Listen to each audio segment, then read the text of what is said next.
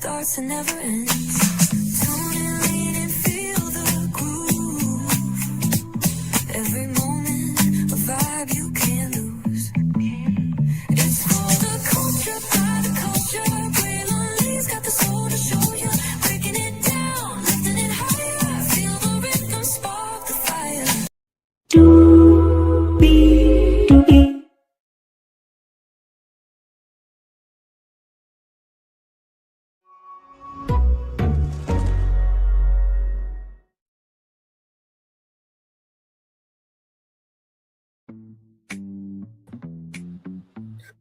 What's going on? What's going on? What's going on, good people? Hello, hello, hello, hello, hello, hello, hello, hello, hello, hello. To you, and you. Welcome into another edition of Brainley's Virtual Tour live on a Thursday night. Glad to have all you here. I know what you're thinking, Bray. You normally don't go live on Thursdays. You're absolutely right. It's my off day, but what do I always say? Y'all will always go live on Thursdays if there's something in the culture that needs to be talked about, and boy, do we have a lot to get to. So we have 1, 2, 3, 4, 5, 6, 7 destinations for you all. Nelly and Ashanti We Belong Together is renewed for season 2 on Peacock. Yes, indeed. So very excited about that. We'll get to that. Taylor Frankie, who is a part of the Hulu series, The Secret Lives of Mormon Wives. Well, she was supposed to be the bachelorette, and ABC has pulled her season just now. So we're going to get to that because that is breaking right now. Then we'll talk about the NCAA March Madness tournament because there's some HBCUs making it do what it do there. Tina Knowles and this gumbo situation now. Y'all let me know in the live chat.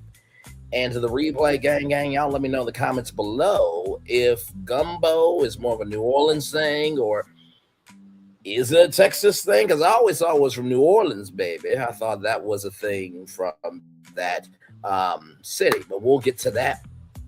Now, marriage is a beautiful thing. And by the way, shout out to the 23 people here. Thank you so much. Like, comment, share, subscribe. Glad to have all you here. Marriage is a beautiful thing, but some people really just like their family members a little too damn much. And listen, we know there are some cousins, female cousins that are thick with it. And we're just going to leave it where it's at. So wait till we get to that destination right there. Then, of course, y'all know I always show the Tubi original in every show. Well, Tubi and TikTok just launched a huge partnership. So if you are a TikTok creator, you need to be paying attention to that destination. Then Yotel, which is a combination of a hostel and a hotel, where they just got a huge glow up with Hilton Hotel. So let's get to it. So higher is waiting, low is available. Yes, because rather higher is way, low is available. But either way, we gotta go on. So let me take down this iconic intro here. And thank you to the 25 people that were here. I saw y'all. I appreciate y'all. I love y'all. I appreciate y'all. You see that virtual tour background? Yes, you do. You hear that virtual tour music? Yes, you do. And then there is, wait for it, me. Hey, everybody. Welcome in. Glad to have all of you here. 7 people in the building. Thank you. Let's get to it. Nelly and Ashanti. I'm so excited for them. I really, really am. Yes, indeed. Here.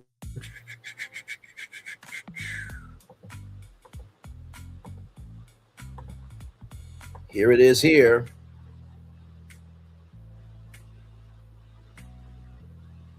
Okay, come on. There we go. All right. There we go. Now we're cooking. So Nelly and Ashanti, We Belong Together, renewed for season 2 at Peacock. Yes, indeed. That is the NBC streaming platform there from Variety.com. Peacock has renewed Nelly and Ashanti, We Belong Together for a second season. Production will begin this month, and the new season is set to air later this year. We will definitely be on it, okay, making it do what it do. The news comes following the first season of the show's successful June 2025 debut, with the series becoming Peacock's second highest reaching unscripted original freshman series. Nelly and Ashanti, We Belong Together, starring the Tyler superstar music couple rather, gives audiences a behind-the-scenes look at the iconic duo's high-profile lives. The two, who married in 2023, are now the parents of a toddler, meaning they'll have to balance their careers and business ventures while with navigating their blended family. This season offers an intimate look at their next chapter as they navigate love, family, and global careers, reads the official log line. Nelly and Ashanti first met more than 2 decades ago when they were dating in 2003. While they quietly broke up and reunited in the time since, rather, as of 2026, the two have solidified themselves as a musical power couple. They welcomed their son KK in July of 2024. Okay, Reba. All right now. Oh, listen. Listen, Reba will gladly take a black man out here. Look at the way she looked in that video there. Listen. The high in here. I need to stop. Let me stop playing with y'all. The hot in here rapper first released his debut solo single in 2000. He has gone on to sing hits include Ride With Me, Dilemma, and Just a Dream. He has been nominated for 12 Grammy Awards and has won 3. Ashanti debuted as a solo artist with Foolish in 2002 and then went on to earn 8 Grammy nominations and 1 win over the course of her career. She also acted in the 2006 rom-com John Tucker Must Die. Both Nelly and Ashanti executive produced alongside Tina Douglas, Jay Irving, Rebecca Quinn, Jennifer O'Connell, Nick Alcoran, Steve Michaels, Simon Thomas, Ariel Brazil, OG Singularity, by the way, shout out to OG because he was a producer on the Braxtons on WeTV, and Abby Lee. This season is produced by Pantheon Media Group, which, for those of you who know about Pantheon Media Group, they have a deal with Tyler Perry and A&E Global Media and Velvet Hammer Media. So congratulations. I'm so excited. Yes, indeed. We had a good time reviewing the first season, and we are going to do it again. Season 2 will be coming out later this year, only on...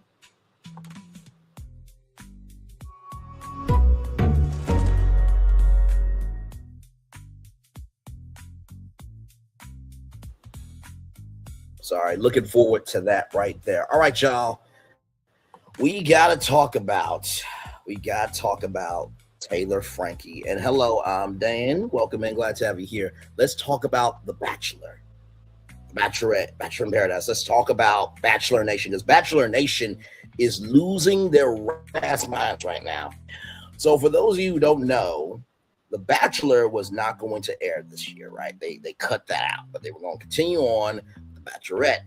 And if you guys remember when we broke the news about the behind the scenes of the executive producers and everything between, it was a whole crime, a shame, and a scandal, darling, at ABC. But now with Taylor Frankie, my lord.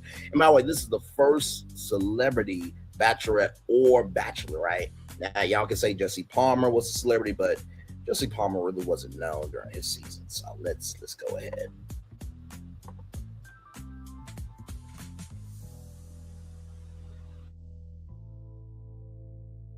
So shout out to RollingOut.com, celebrating 25 years on to the next 25. Cinnabon drops 2 hit shows amid shocking allegations, everybody.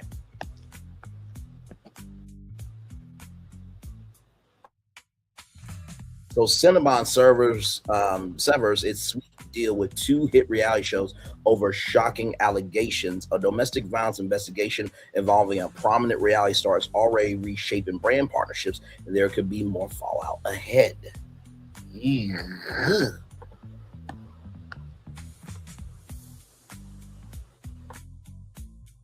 So Cinnabon steps away from its reality TV deal. Cinnabon is distancing itself from 2 of television's busiest reality franchises.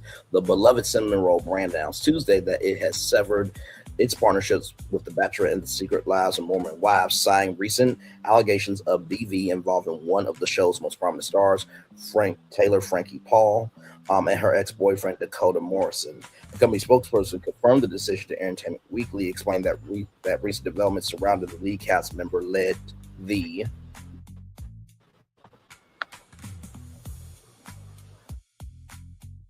brand to reassess the collaboration as it no longer aligned with its values. The termination affects both shows simultaneously.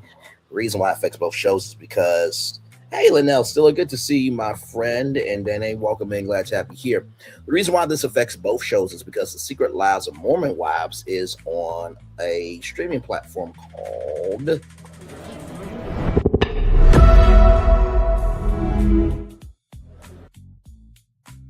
and Hulu is owned by Disney. And The Bachelorette is on ABC, which you can always see the next day's episodes on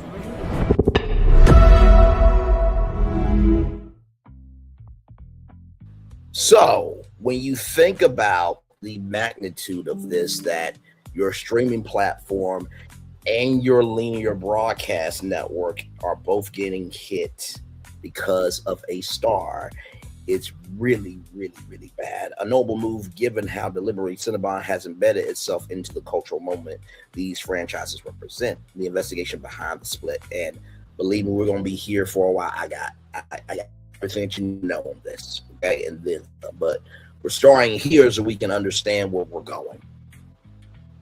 The investigation behind the split.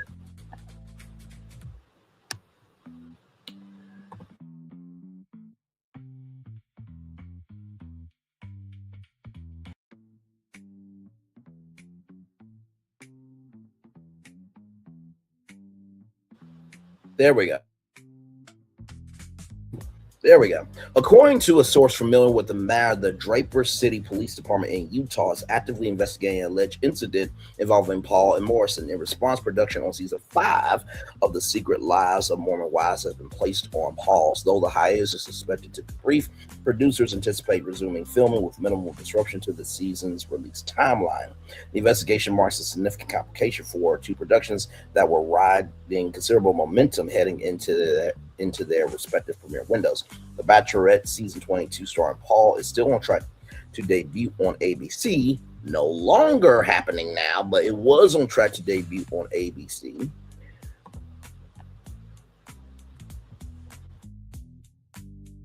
On March 22nd. So that would be 3 days away. Sunday. With Paul currently in New York City as a part of the promotional campaign ahead of a premiere event in Los Angeles. The investigation is not expected to affect the broadcast schedule or press tour for that show. Cinnabon's recent push into the Mormon's Wives universe. The timing of the brand fallout is particularly striking given how recently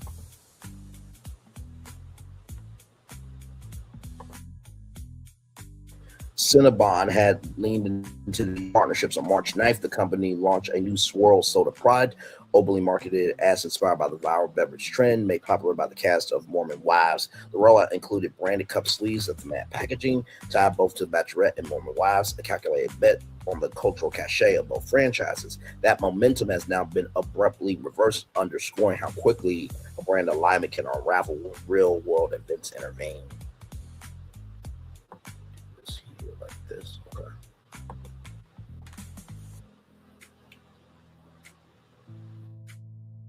So here is the history with Taylor, Frankie, Paul's. So here's the history with Taylor, Frankie's. What am I trying to say? I know what I'm trying to say. This is the history of Taylor, Frankie, Paul with Morrison. That's what I was trying to say.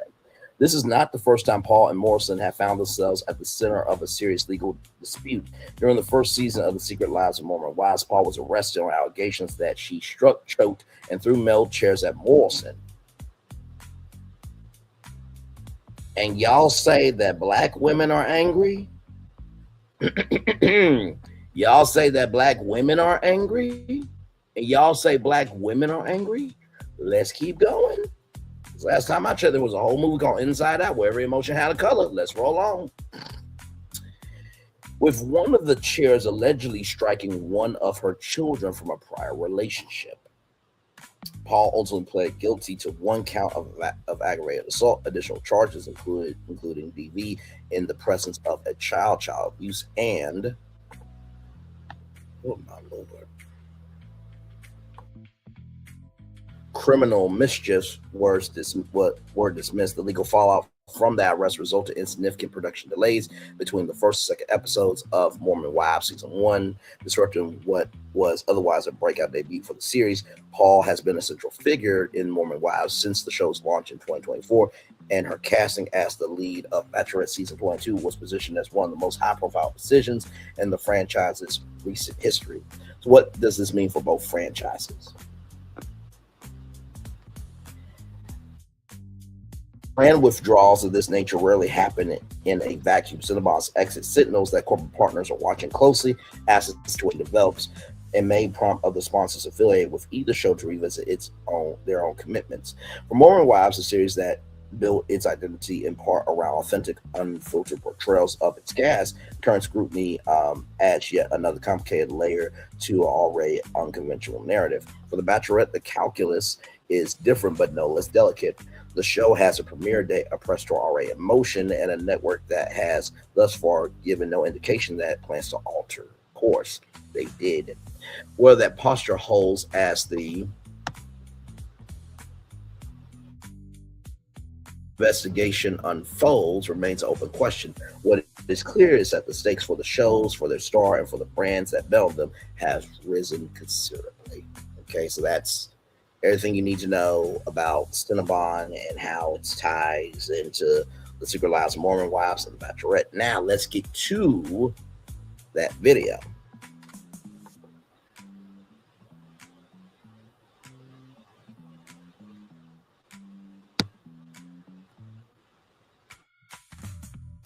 From Variety.com, Bachelorette star Taylor Frankie Paul throws bar stools at ex-Nicole Morrison in leaked 2023 video, child near domestic incident.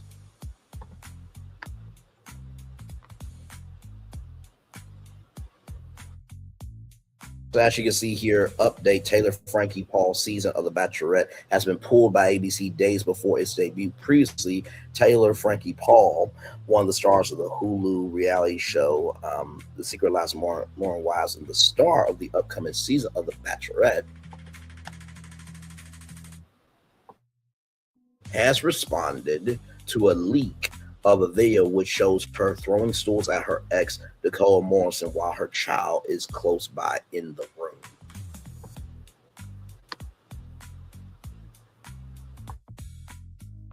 At one point in the 2023 video, which has been released by TMZ on March 19th, Paul throws 3 metal bar stools at Morrison. Her daughter, Indy, who was 5 years old at the time, is near Morrison as the chairs are being thrown.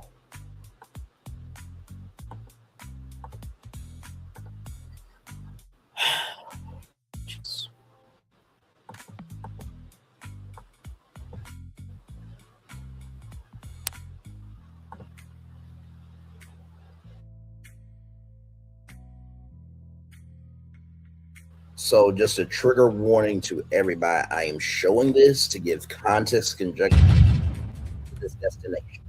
Yeah, look at you. Look. Yeah, look. This is called physical abuse. My God. This is just... Yeah. See, Taylor, this is all you do. It's the only thing you know how to do is hurt me. Huh? And you think this is okay? It's not okay. Holy I don't give a Let me go. Oh my Stop. God, child. Dude, leave me alone. And there is the school. And that was that arrow. Your daughter is right here. What in the Caucasian cosmocracy and cause imagination is going on here? You did this! You. Stop throwing stuff and help your daughter. Help your daughter. Stop screaming at me. And I think that's a baby in the background. Stop, Taylor. Oh my God. Done. Well, that might be Taylor! his daughter. That's it. That is it. No more. You're done. Stop. No. I did none of this. This is your own thing. You're doing this. Stop. No.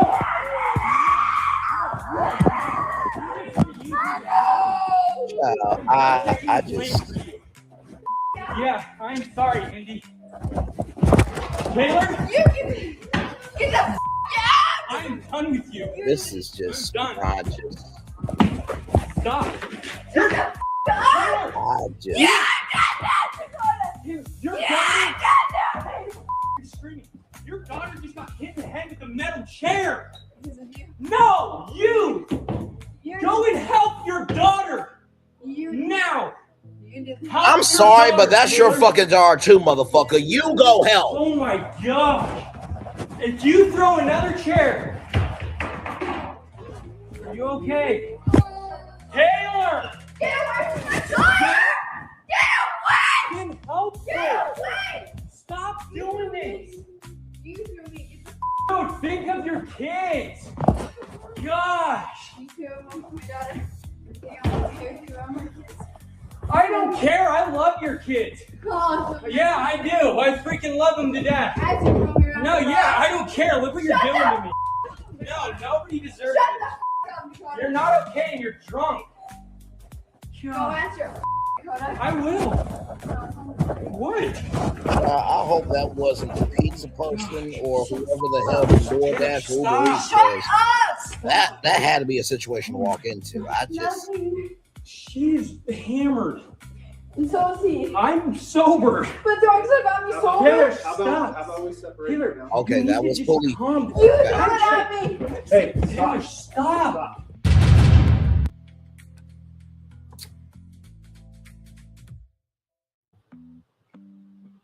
I don't know how y'all are feeling, but I can only imagine what that child must be feeling. Like, that's the only person I'm giving a fuck about. Fuck Taylor Frankie. Fuck what's the guy's name? Derek, whatever the fuck his name is. Hang on, give me a moment.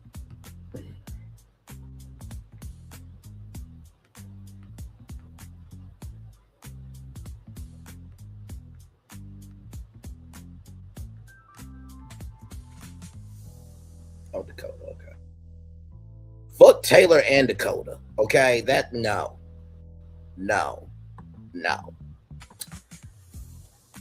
Oh my God.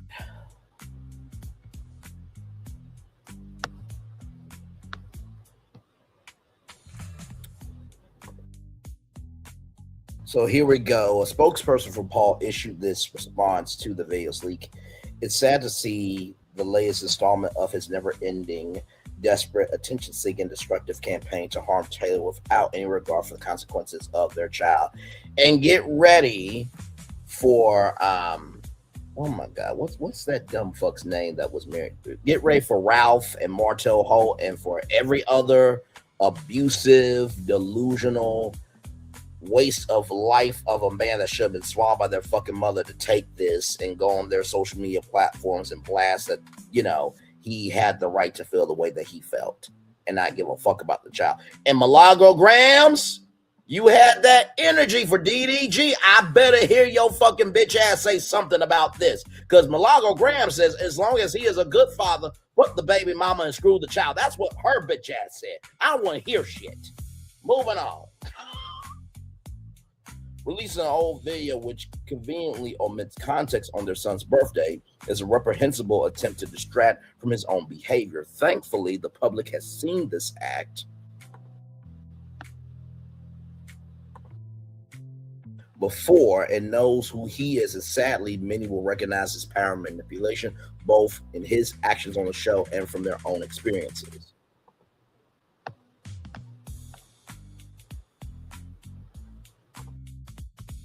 On March 16th, Paul's primary show, The Secret Lives of Mormon Wives, Paul's production as a result of a DV investigation between Paul Morrison by the Draper City Police Department in Utah.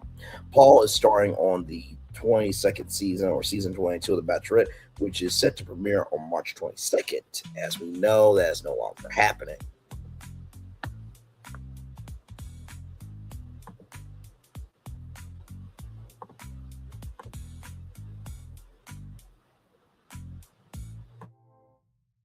So this is from Deadline.com. Taylor Frankie Paul throws ABC into another Bachelor-shaped reality mess. Here we go.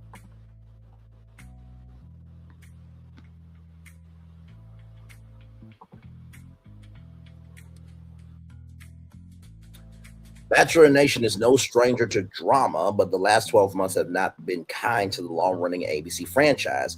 A year on from allegations of a toxic workplace and the departure of the franchise's two top showrunners, Taylor Frankie Paul has dragged Disney, I was about to say ABC, but ABC is owned by Disney. So Disney and ABC back into a reality quagmire with domestic assault allegations, a horrific video of an aggressive incident where a child is present, and the ruination of the latest season of The Bachelorette, which is due to premiere on Sunday.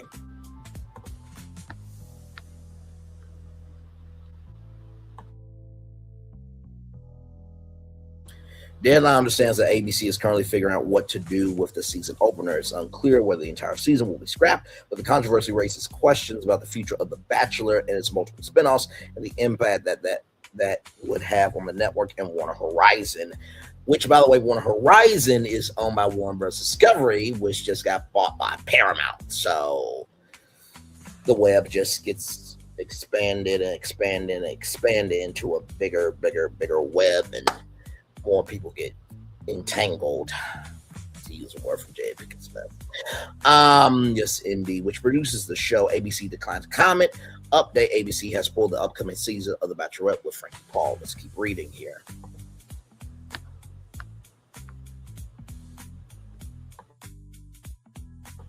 This comes as The Bachelorette was meant to have a triumphant return this year after being parked last year with a big star as the leading lady for the first time.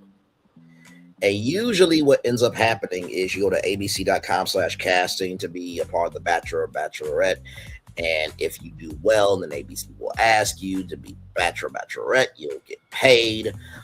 If you are a contestant on a reality show, you usually do not get paid. Although, for Big Brother, I do believe you get paid $1,000 a week, depending on how long you stay in the house. Same thing with Survivor. So there are some shows that pay a per diem based on how long you are there. I believe for Survivor, you get like $10,000 for showing up to the reunion, but that's a little bit of the behind the scenes tea of reality TV. Let's keep going here.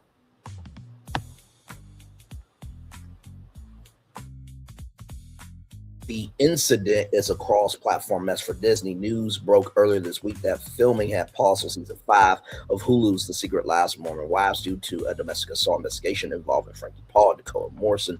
Both are regularly featured on the reality show, and very often their tumultuous relationship is on full display, particularly in season 4, which is filmed in the fall.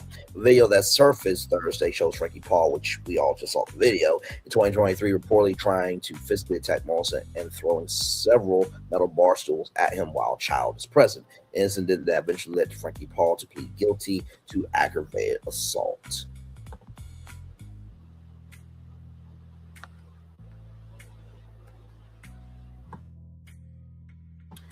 She is serving 3 years probation in that case, set to end in August. In response to her plea, prosecutors dropped other charges, including DV in the presence of a child abuse, and criminal mischief.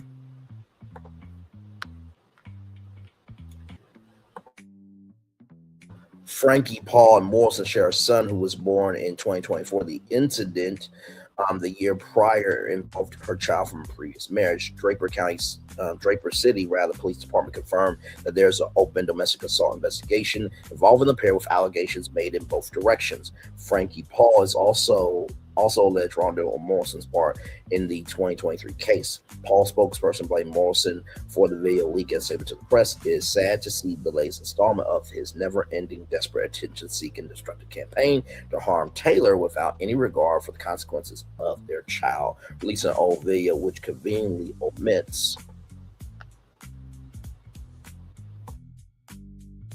context on their son's birthday is a reprehensible attempt to distract from his own behavior. Thankfully, the public has seen this act before and knows who he is, and sadly, many will recognize the pattern of manipulation, both in his actions on the show and from their own experiences.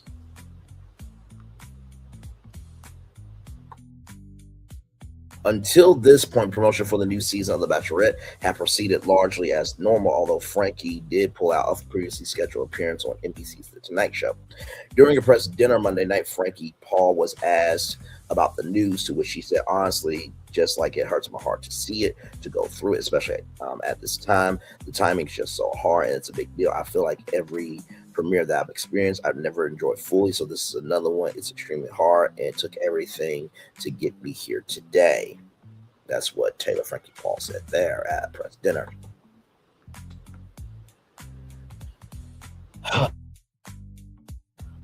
This is not the first time that the Bachelor franchise has been mirrored in a scandal. In fact, it's far from it. In 2017, filming on Bachelor in Paradise, which for those of you who don't know about Bachelor in Paradise, basically it is alumni from the Bachelor Nation universe that they go on that show to potentially find love with other people who've been on The Bachelor and Bachelorette. And sometimes it's a rehab show for people to potentially become a bachelor or bachelorette or to have, good credibility in Bachelor Nation. But during that filming of Bachelor in Paradise in 2017, the show was suspended due to misconduct allegations involving contestants Corinne Olympios and Demaral Jackson. Producer filed a complaint after an alleged sexual encounter occurred while both were intoxicated. Though filming resumed a week later after the investigation found that there was no incidents of misconduct rather. In 2018, production was confronted with news that season 14 contestant Lincoln Alden had once been arrested for incident assault and battery.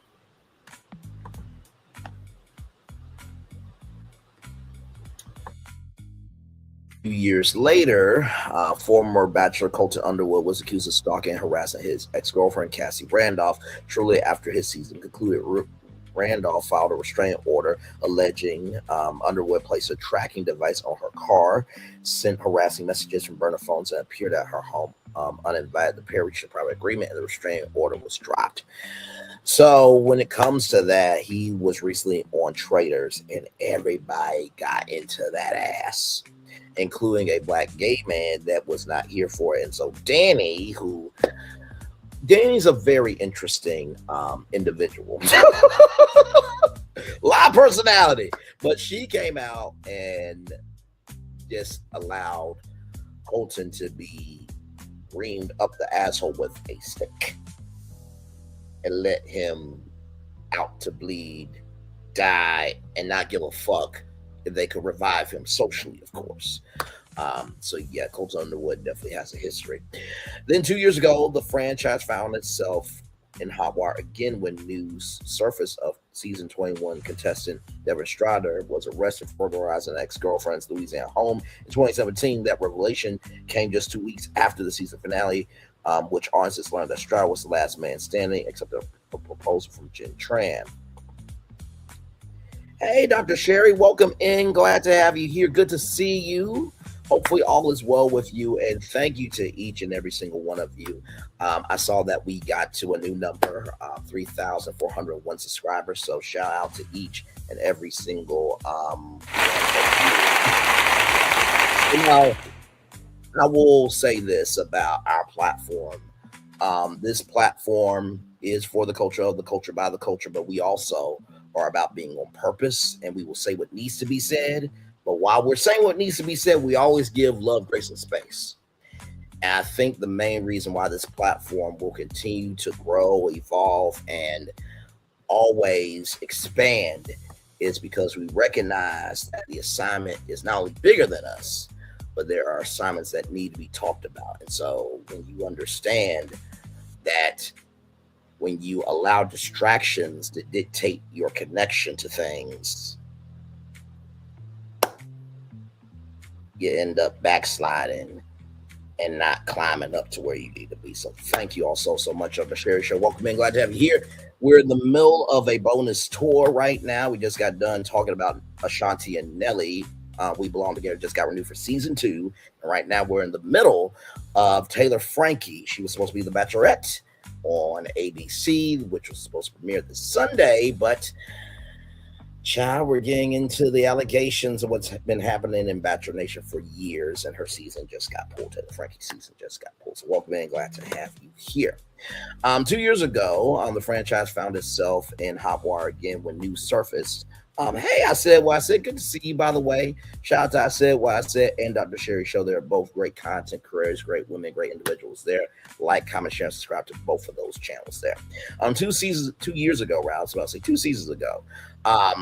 2 years ago, the franchise found itself in hot water again when news surfaced that season 21 contestant Devin Strader was arrested for burglarizing an ex-girlfriend's Louisiana home in 2017. That revelation came just 2 weeks after the season finale, during which audiences learned that Strader was the last man standing. She accepted a proposal from Jen Tran, but then broke up with her shortly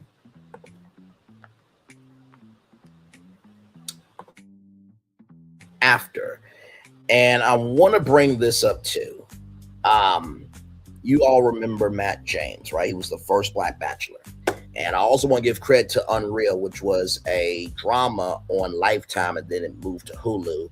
That was basically a mockumentary of the behind the scenes of The Bachelor. It was a show called Everlasting, and Quinn and Rachel and everybody in between. It's such a good fucking show. I wish they would bring that back, because my God, the content that's going on. But I wanted to bring that up because when Chris Harrison was on the show, there was a woman named Rachel Kirkconnell, and she went to an antebellum party. You know what antebellum is? You know, also to reference Janelle Monáe's movie.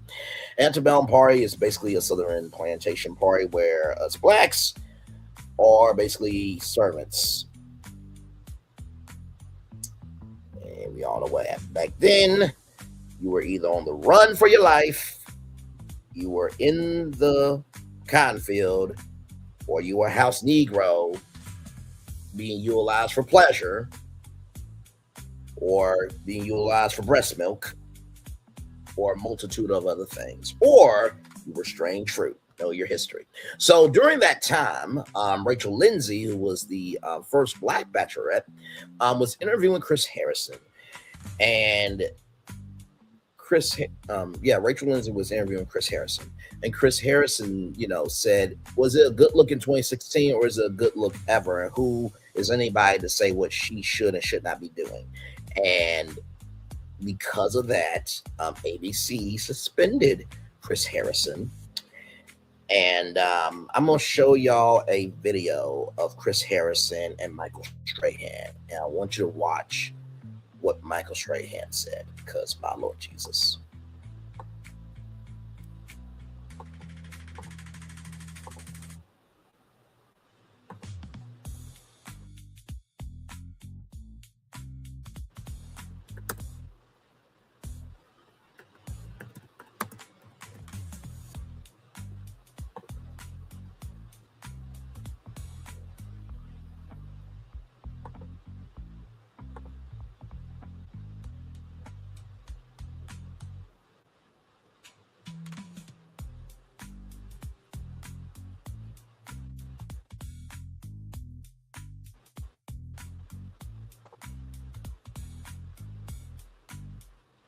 Michael's exclusive interview with Bachelor host Chris Harrison.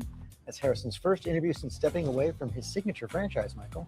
Yes, George, and in the wake of the racism controversy that plagued the first season of the show featuring a Black Bachelor, I sat down with the longtime host to find out what was behind his contentious remarks. It was a mistake. I made a mistake. This morning, embattled Bachelor host Chris Harrison sitting down with GMA exclusively in his first interview since stepping aside from the franchise. Tonight, I want to explain something about when they say that a person sat down with GMA exclusively, or the Today Show exclusively, or CBS Mornings exclusively. Let's just say that Brainley's virtual tour was on, for example, I don't know, let's go with this right here. So let's just say that Brainley's virtual tour live was on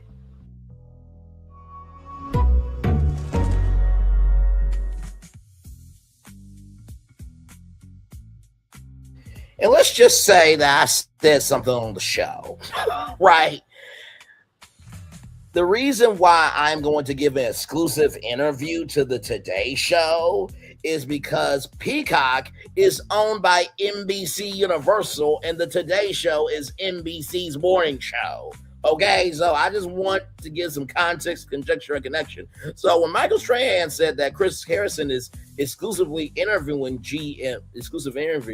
interviewing on Good Morning America, ABC's morning show is... Hey, Good Morning America.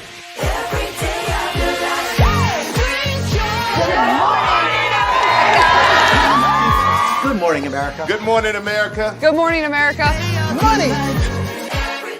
Are you ready? They are ready. covering the biggest events in the country right now. There's a lot going on here this morning. It's always a good time. That's what the show's about. That's good. Really good. Very good. Coming in hot, Jimmy, coming in hot. It's far from elementary. Good morning, America. I'm not going to try to strut like Michael or anything. I have known George a long, long time. Have you ever known him to dance? Look at that face.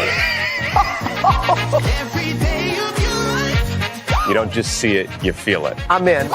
I'm in. I'm in too. I'll be there. I am here and so happy. I'm in. I'm in too. I'm in. That tells you something when Snoop Dogg's in. Michael, George, where? Ginger.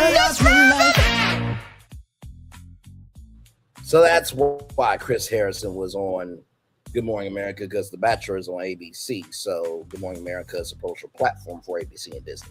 Rolling on. The journey begins again. After facing backlash for defending frontrunner Rachel Kirkconnell, whose past racist social media posts show her liking a photo containing a Confederate flag and attending an Old South plantation themed party in 2018. She has since apologized for those actions. Thank you for holding me accountable. I'm so sorry. Harrison made this case to Rachel Lindsay, the show's first Black bachelorette. It's not a good look. No, it's not a good. Well, Rachel, is it a good look in 2018 or is it not a good look in 2021?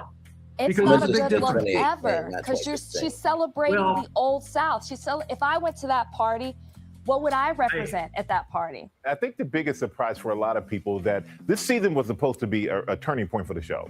We had the first Black bachelor in the franchise's history after 2 decades of being on the air.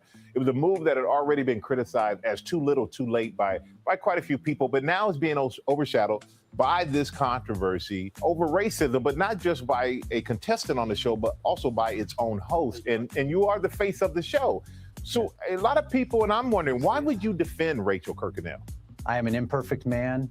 I made a mistake, and I own that. I believe that mistake doesn't reflect who I am or what I stand for. I am committed to the progress, not just for myself, also for the franchise. My guess, these girls got dressed up and went to a party and had a great time. They were 18 years old.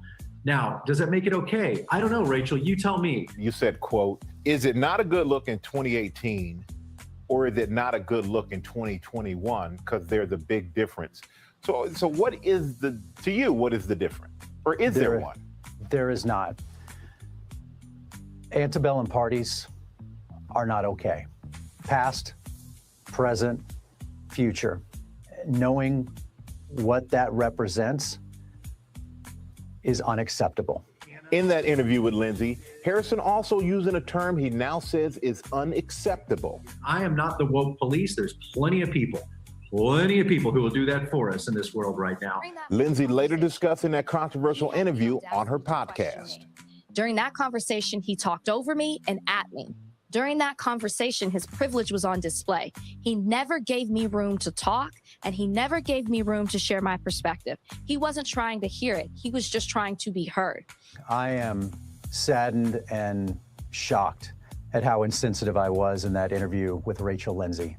And I didn't speak from my heart. And that is to say, I stand against all forms of racism. And I am deeply sorry.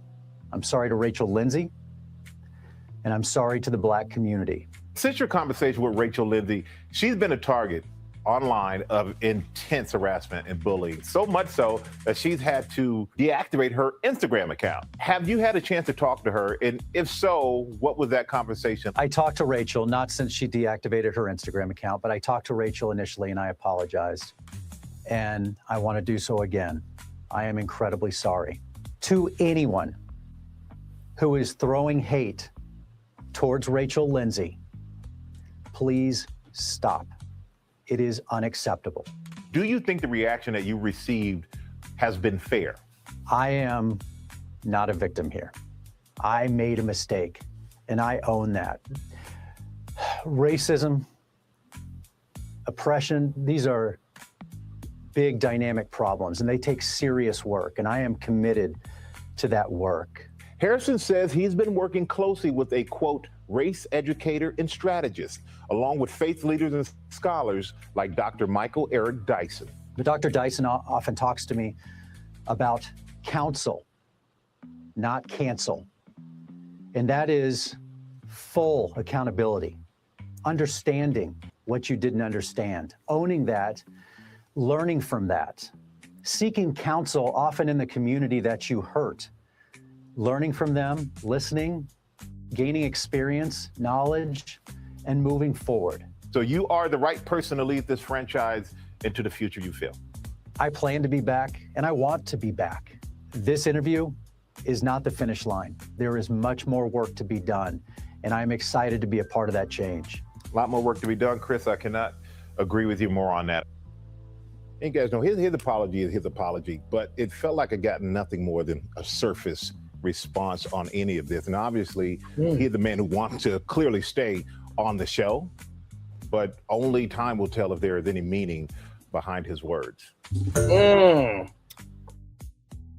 Child, listen, when Michael Strahan said those words, ABC knew what to do and gave him the boot. So basically, what Chris Harrison said was it a good look in 2018 or 2021 to have an antebellum party and for her to go to it, and who's to say that what she should or should not be doing? And basically just disrespected Rachel Lindsay, who was the first Black bachelorette. And it was basically I'm not going to use our culture. I was about to say that was a quilt of, elevating racism, but quilts are if you know the history of the quilt, just like with cornrows and braids, they were maps to find freedom. Same thing with quilts. Know your history. But basically, that was a heating blanket to promote racism. And now Chris Harrison is going to have a dating show on Fox Nation about traditional marriage. Now, of course, we all know Fox Nation is known for whiteness and bringing in people who have done wrong, and this, that, and the third. So will there be some Candace Owens people over there? Will there be some Officer Tatum people on that show? Probably, but for myself, you, and for everybody else, there would not be any Black people or minorities on that show. So I wanted to bring that up because that was also a part of the Bachelor Nation energy that has led to what has happened with Taylor Frankie Paul. So let's get back to our Deadline article here.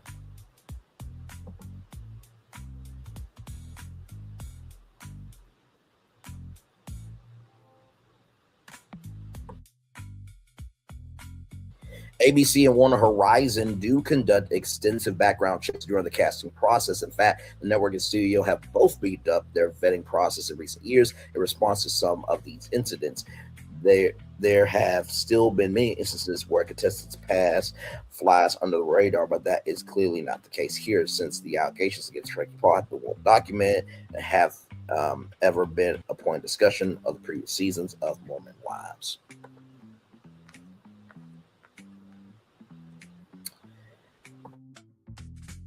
Casting is usually a conversation between the network and studio, although in this case, Frankie Paul isn't his talent, so those talks would have been different than in previous years. Deadline understands that Frankie Paul has filmed season 22 of The Bachelorette toward the end of last year.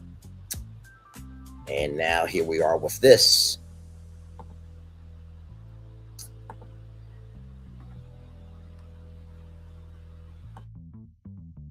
ABC pulls The Bachelorette after Taylor Frankie Paul drama.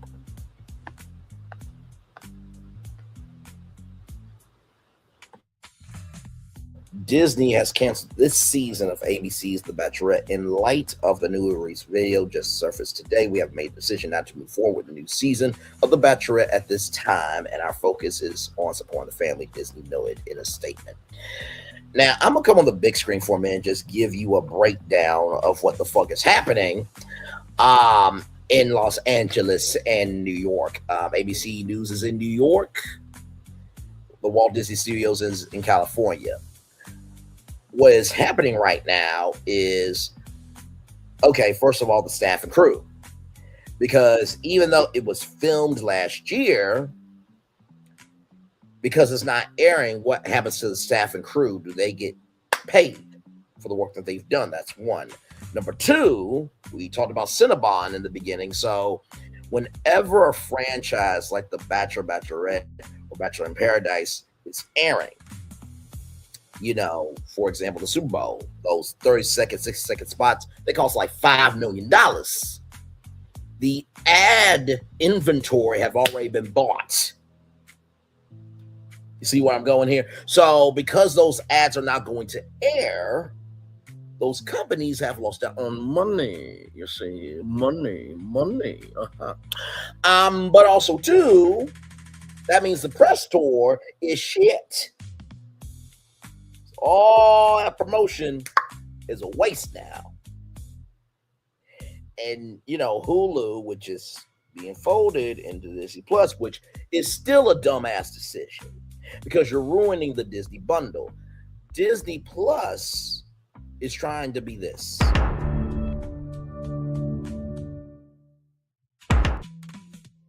Which it is not. The Disney bundle is supposed to be Disney Plus, Hulu, ESPN. Disney Plus is known for Disney, Pixar, Star Wars, National Geographic, and Marvel. It's known for families and kids. Hulu is their adult content platform. And I'm sorry, I'm just going to be real about it. If Disney came to me and said, hey, Braylon, we really love Braylon's virtual tour. We really do. We think that you could really shake the tables and break through streaming. So we want to bring Braylon's virtual tour on Disney Plus. I'd be like, excuse me, you want me to be next to Snow White and the Seven Dwarfs? Are you sure about that? Have you seen my show? That's not going to go. But if I'm on Hulu, cool, because it's adult content. And not to mention, too, Hulu has 100 million downloads on the Google Play Store. Now, y'all know this free advertising streaming television, you know, wave that's going on with Tubi and Pluto TV and Xumo TV, which is in partnership with Charter Communications and NBC Universal. By the way, WBTV is not going to happen. I just saw a report on that from Cord Cutters News, right? ABC and Disney, the smart company that they are, said no one ever, got rid of their ABC app. That they were starting to do free advertising streaming television channels within the app. So now, because Disney and ABC has fucked themselves up the asshole with no lube and didn't take time to think things through, they don't have the ABC app to be able to put more content on there. They're folding Hulu into Disney Plus, trying to make it Netflix, which is not. And now they're canceling out future content creators from working with Hulu, because who in the fuck is going to have their adult content onto Disney Plus? The audiences don't mix well. But once again, this is the same company that moved the #1 morning show in America, Good Morning America, from Times Square into the basement of a glorified building named after oneself, the Robert A. Iger Building. Okay? All right? Moving on. I know my sister's like, would you please quit saying Disney is not a smart company? Would you please quit saying that? I know my sister's like that right now. Just like, oh God, right? Like, I know you got your point of view, but do you really have to go there? Sis, I'm trying. I want Disney to win, but they're making dumbass decisions that I gotta say the quiet part out loud. And listen, I have a friend named Michelle. And she said, as much as you want to work with these companies you talk about, I'm like, no.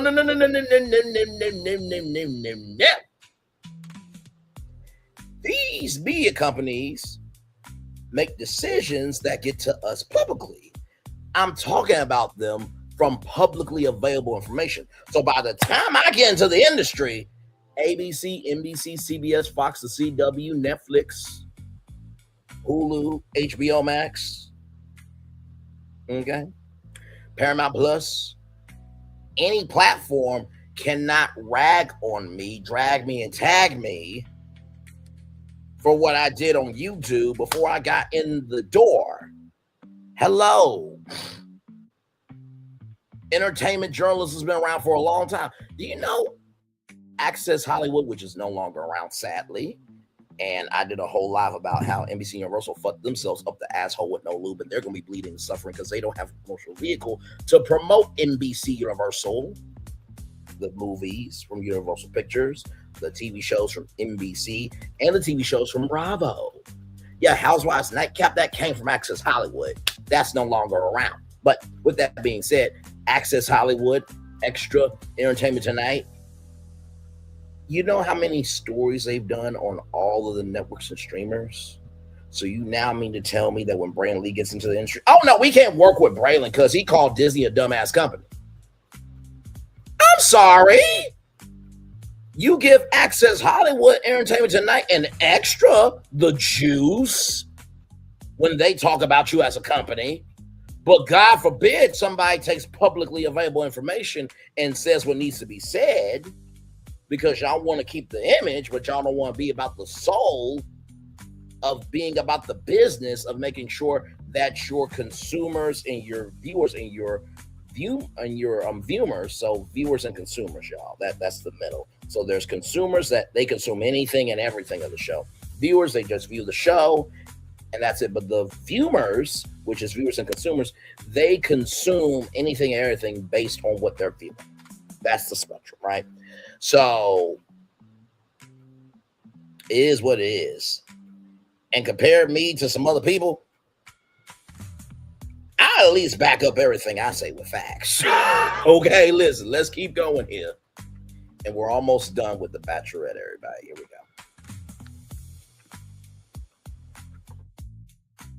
It comes after star Taylor Frankie Paul has been engulfed in a domestic assault investigation, which has thrown ABC into disarray this week ahead of Sunday's season 22 premiere. So far, ABC hasn't said whether season 22 of The Bachelorette will ever see the light of day. Deadline understands that Disney even yanked the first episode of its press screening site around mid-Thursday as internal discussion was made to pause the season's rollout. So I know what you guys are thinking. Bray, what's a press screening site? I'm so glad you asked. So let's just say, right, that there was a show on NBC, ABC, CBS, Fox, CW, right? You, as a person in the press, can get a link to watch like maybe the first 3 episodes of the series, right? For free. Now, there are some where you got to have media credentials, and then there are others that if you know how to pay attention, like I always say, if you understand the moves that are happening around you, you understand what you're seeing in front of you, you can watch some stuff for free. Okay? All right? So when you watch the Sherry Shepherd show, when you watch Jennifer Hudson, when you watch Tamron Hall, when you watch Good Morning America, Today, CBS Mornings, and they say, you know what? I loved the first episode. You know, this show seems to have an energy I really loved. I don't want to give it away. They get screeners so that way they can use that as a promotional tool for you to watch it. So that's what a press screening site is.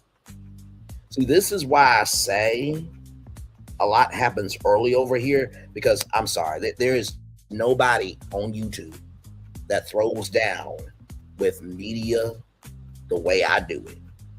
Find them, bring them to me, and I will fillet them, slaughter them, and decapitate them to the point where they won't have a brain that will function to talk about media ever again. Because this is what the fuck I do. Let's continue. Deadline understands that Disney even yanked the first episode of its press screening site around midday Thursday as the internal decision was made to pause the season's rollout.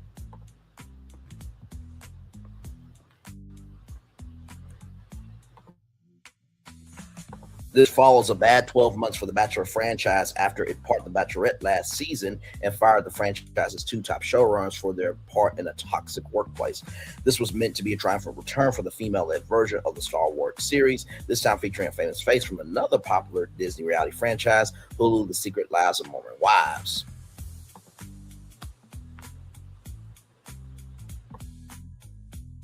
News broke earlier this week that filming had paused on season 5 of the Secret Lives of Mormon Wives due to a domestic assault investigation involving Paul and Dakota Morrison. Both are regularly featured on the reality show, and very often their tumultuous relationship is on full display, particularly season 4, which filmed in the fall. A video that surfaced Thursday shows Paul in 2023 repeatedly trying to physically attack Morrison and throwing several metal bar stools at him while a child is present. An incident that eventually led Paul to plead guilty to aggravated assault. Draper City Police Department confirmed that there's an open domestic assault investigation involving the pair with allegations made in both directions. Paul also alleged wrongdoing on Morrison's part in the 2023 case.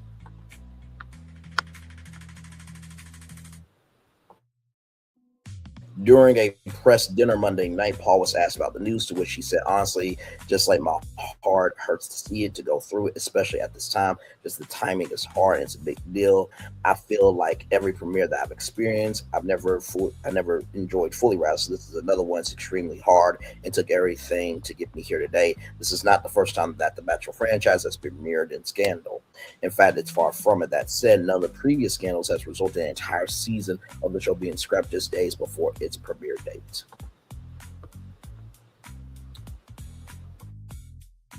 Now, there's a brother named Rob Schuster. If you don't know him, he is very well known. I got 2 articles. Now, everything's alleged, in my opinion, for entertainment purposes only. Let's get to it.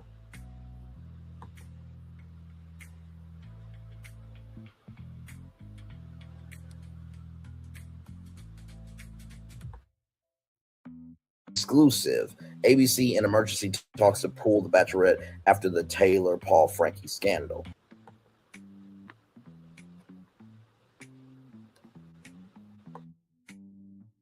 Hello. Crisis mode at ABC. Sources tell Night, but Night's executives are holding emergency meetings about the future of the Bachelorette following abuse allegations involving lead Taylor Frankie Paul. The panic escalated after Cinema abruptly pulled its promotional partnership with both the Bachelorette and Hulu's The Secret Lives of Mormon Wives. This has turned into a full-blown crisis. One Network insider says there are serious discussions happening around whether the show can move forward as. And here,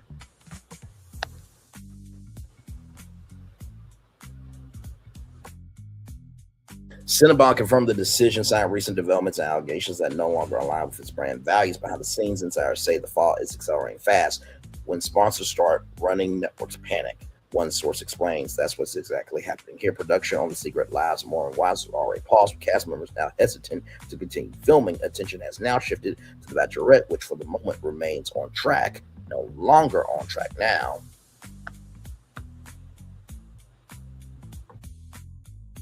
Everything is being reevaluated, the insider says. Nothing feels locked in anymore. The stakes couldn't be higher. Season 22 was set to premiere on Sunday, March 22nd, 2026 at 8/7 Central only on ABC, marking a move to Sunday nights with episodes streaming the next day on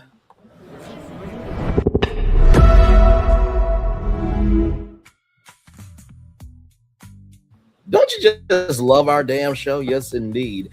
At the center of the storm are allegations involving Taylor, Frankie Paul, and Dakota Morrison, including claims of volatile incidents and physical altercations. TMZ first reported that both have been ordered to undergo psychological evaluations following allegations of domestic violence with DP.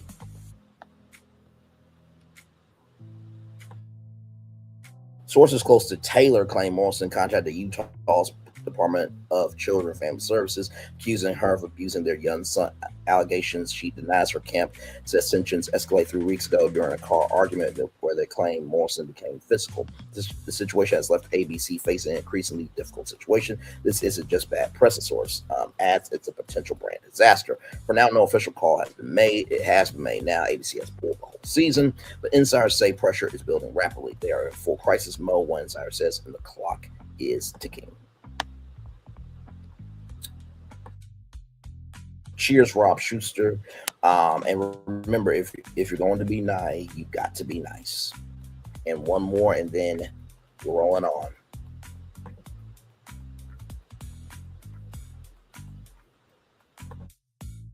Exclusive: ABC bosses forced to cancel The Bachelorette. Internal pressure explodes. Heads will roll as news division and advertisers step in. Hello, hello, hello.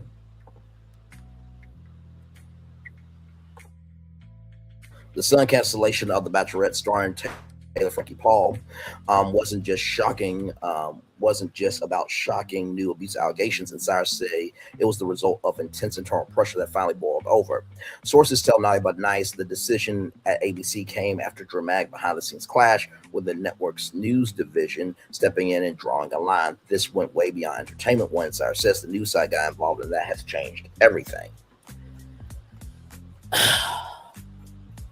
Well, of course it is. Like, ABC News reports on the news. So, of course, them reporting on this is going to elevate to a level where it's like, okay, so are y'all going to hold her accountable, or are we just going to report on this?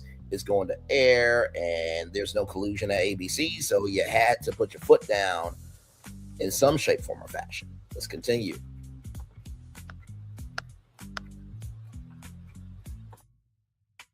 Sources, according to sources, executives at Good Morning America, World News Tonight, and even The View. Yes, The View is a part of the ABC News division. Yes, it is. Raised serious concerns about the impact on ABC's credibility. They felt this was damaging to the legacy of the network. But this source explains ABC is not supposed to look like this. At the same time, the financial pressure became impossible to ignore.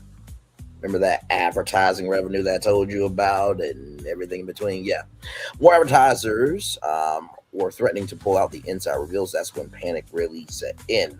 What had once been seen as a potential ratings juggernaut quickly turned into a liability.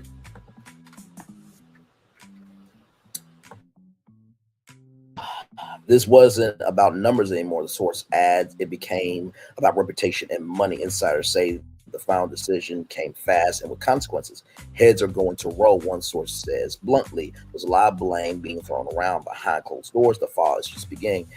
This exposed a massive divide inside ABC, the insider says, and now leadership has to answer for it.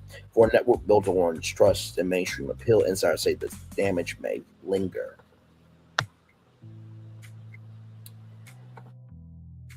They got too close to the edge, the source says, and this time it blew up. Cheers, Rob Schuster. Important. If you're going to be nice, you got to be nice. So my opinion on this destination is, child, this is far from over. And I feel like ABC is eventually going to have to be like, okay, listen, how much cultural insurance do we have that we can utilize the policy and somehow get out of this wreck that has been happening for years?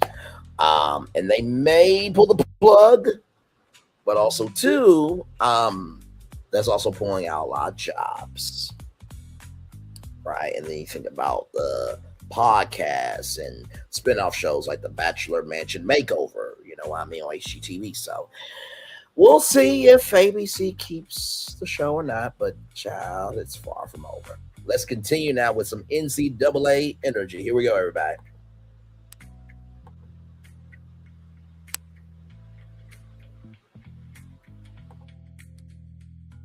So from Black Enterprise Magazine, blackenterprise.com.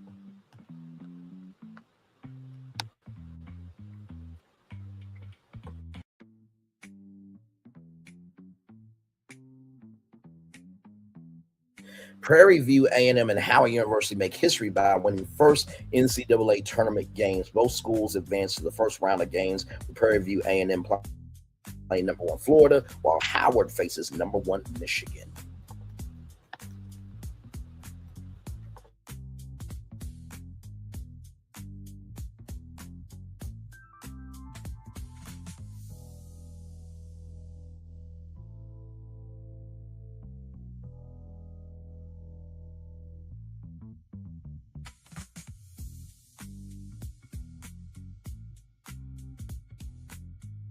All right, exactly a year after recording only 5 wins in the regular season, Prairie View's A&M successful 1-season turnaround, which led to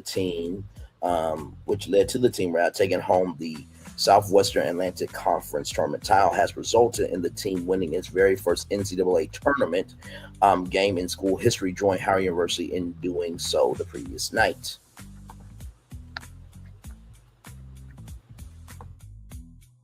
The school won its game in the play-in First Four tournament on March 18th, defeating the Lay Mountain Hawks 67-55 after Howard University won its first 4 contests against the University of Maryland, Baltimore County 86-83. Howard's very first NCAA tournament victory as well on March 17th. HBCUs are currently undefeated.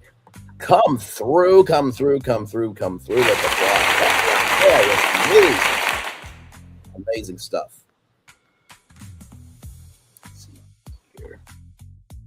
The Panthers face their toughest test in their match against the number 1 seed, the University of Florida, on March 20th at the Benchmark International Arena. So that is tomorrow. The trio of Dante Thorne, Corey Wells, and Lance Williams held the team down by scoring combined 54 out of the team's 67 points. Horn produced a game-high 25 points while adding 7 rebounds and 4 steals. Wells contributed with a double-double, rather. I was about to say triple-double, but wait a minute, y'all. This happened. Okay, there we go. Double-double when he scored 19 points and pulled down 11 rebounds. Williams, who had 10 points, also recorded 2 steals and blocked 2 shots. According to ESPN, Prairie View A&M became the 3rd team to win an NCAA tournament game after a season in which it won 5 or fewer games. Since the tournament expanded to 64 teams in 1985, Iowa State and Farley Dickinson were the 2 other schools.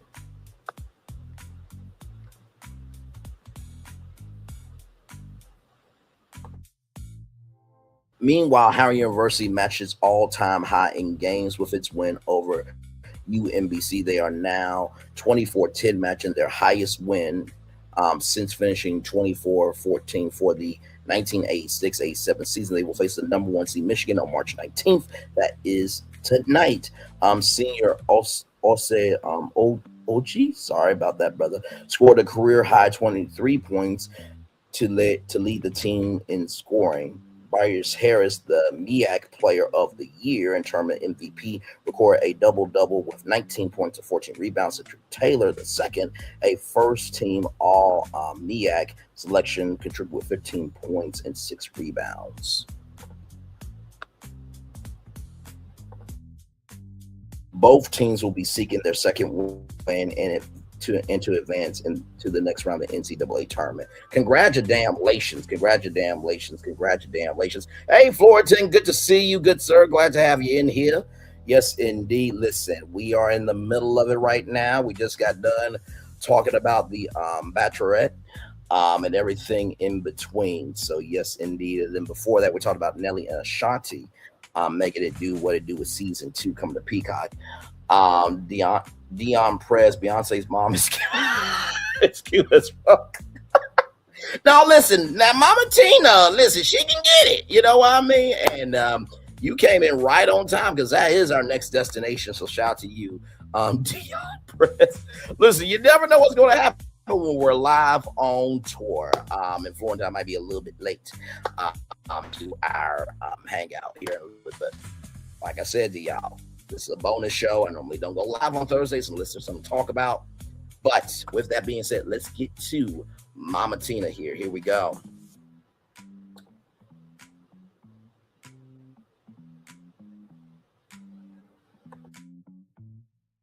Check out rollingout.com, celebrating 25 years on to the next 25 years indeed. Beyonce's mom's gumbo faces a brief but spicy shutdown. A beloved family recipe hits a regulatory snag at the Houston Rodeo, but Mama Tina's kitchen is back and better than ever. Let's get into it.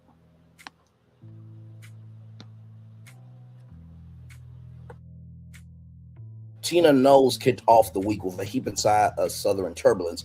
Her Houston Rodeo food booth, Mama Tina's Gumbo, was temporarily shuttered by health officials on Monday, though the closure proved to be short-lived, as it was surprising, especially given her close ties to Beyonce. Especially given close ties, she's the mother. You can't get closer than that, child. Listen. The Houston Health Department moved in on March 16th, issuing a temporary closure of the Gumbo booth at the Houston Livestock Show and Rodeo, following what officials described as complaint investigation. The specifics behind the official complaint were not disclosed, but the booth was back up and serving.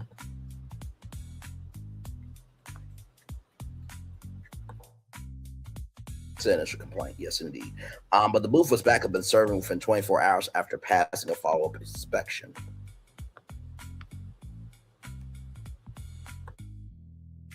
The health department confirmed the sequence of events in a statement. The vendor fully cooperated with the department's recommendations and was formally authorized to reopen on Tuesday, March 17, 2026. Mama Tina's Gumbo makes a quick comeback. For Knowles, a Houston native and the mother of one of the most globally celebrated entertainers alive, the brief disruption was a little more than the bump in the bayou. Her booth at the annual rodeo, one of the largest livestock and rodeo events in the world, draws from a recipe that is said to have been passed down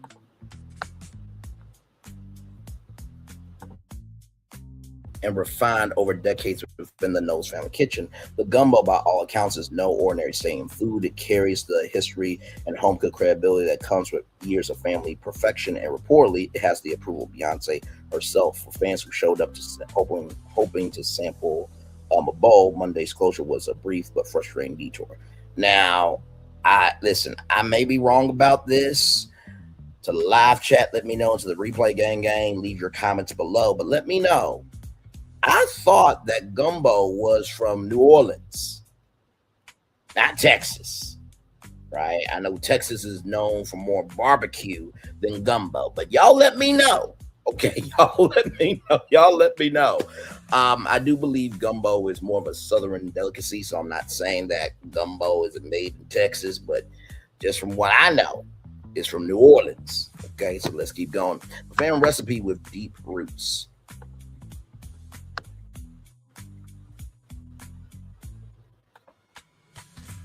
Gumbo, the rich, slow-cooked stew that is emblematic of southern Louisiana cooking, as jazz is to New Orleans, Louisiana. Let baton roulette, let the good times roll, baby.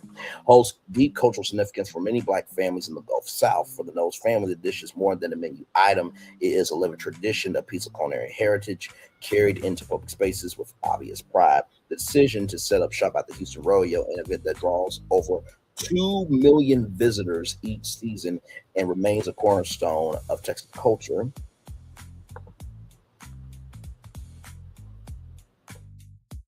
speaks to that pride. Mama Tina's Gumbo is not just a commercial venture, it's an extension of identity and memory served one bowl at a time.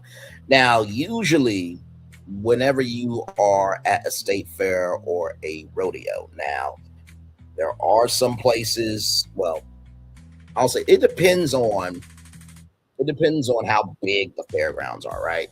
So the bigger the fairgrounds, the more you can do. So there are indoor venues where you can get food, and then there are outdoor venues, right? So I'm assuming because the rodeo is outside and it's not an enclosed tent, because you want the tent to bring in customers with the smell of the gumbo and everything else. I'm sure probably what it was, hey, it needs to be enclosed, you know what I mean? So that way, wind and dust and bugs won't, get into the tent and everything. I'm sure that's probably what it was. Health inspections are a normal part of the process. Temporary closures at food festivals and large-scale public events are not uncommon. Health departments routinely monitor vendors at high-traffic gatherings, and complaint-ridged inspections are a standard part of maintaining food safety standards. The swift resolution in this case, full cooperation, a past inspection, and a reopening within a day reflects a process that worked exactly as intended. Now, we're not going to sit here in front that Beyonce privilege is different than regular schmegular black privilege, okay? Because if it had been anybody else, it would not have been reopened within a day. Let's stop that shit right now. Okay, I love me some Beyonce and Mama Tina. And Matthew knows you did what you did, but fuck you for degrading, dragging, trying to minimize what Tina Knowles did. Okay, just want to keep that, because you said in the interview, what did Tina Knowles contribute? Child, Beyonce talked about how she cleaned at her mother's beauty salon. Bruh. You're looking like a dumbass idiot. Moving on. No illnesses were reported in connection with the booth, and there is no indication that the underlying complaint pointed to anything systematic. Vendors operating under the scrutiny of large event health departments are often subjected to stricter on-site standards than traditional brick-and-mortar restaurants. Not to say that traditional brick-and-mortar restaurants don't meet standards, because if you know about the Turkey Hut, making temporary holds not entirely uncommon during busy rodeo weeks, rather. Beyonce's stamp of approval. Any visitors, the biggest draw at Mama Tina's Gumbo is not just food; it carries. It is the story behind it. The knowledge that the recipe carries the seal of proof of one of the most discerning and detail-oriented arts in the world adds a layer of mystique that no market campaign can manufacture. If Beyonce has been eating this gumbo her whole entire life, the thinking goes it must be worth the wait. And Monday's minor setback appears to have done nothing to dim that enthusiasm.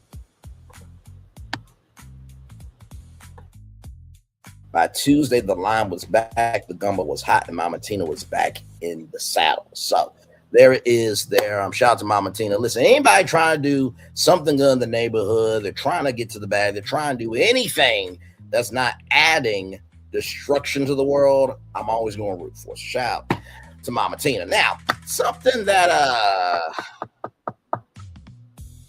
I just don't get, and listen to anybody that's got a thick cousin, okay? That's a woman, or you got a cousin that, you know, he's a male and he's fine, everything between. Child, listen, there's just some things you cannot do, and we're about to get into that right fucking damn now. Let's get to it. Black Enterprise Magazine, blackenterprise.com. Here we go. Oh, my God.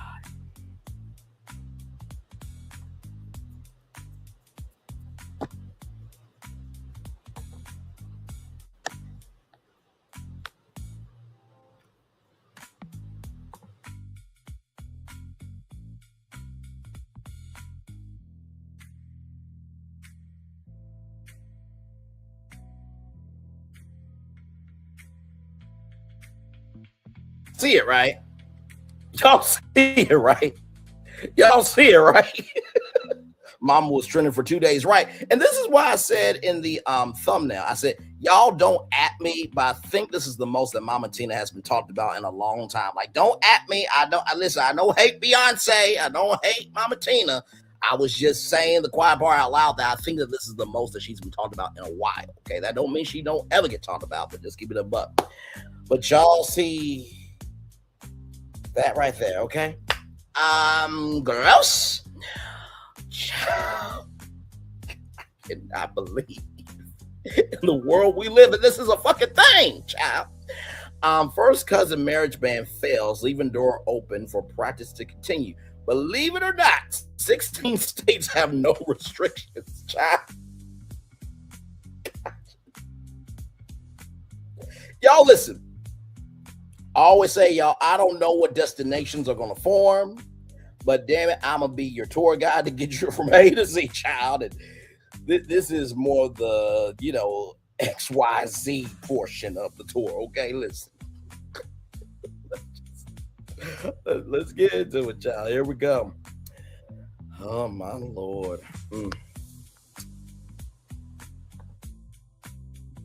For Florida, first cousins who consider living in holy matrimony, there is still a chance after a bill banning the practice from being failed to pass in the state Senate.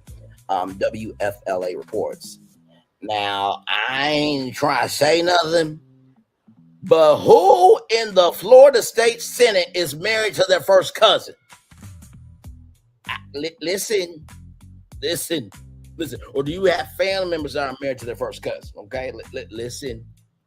Why did this not pass? Let's keep going.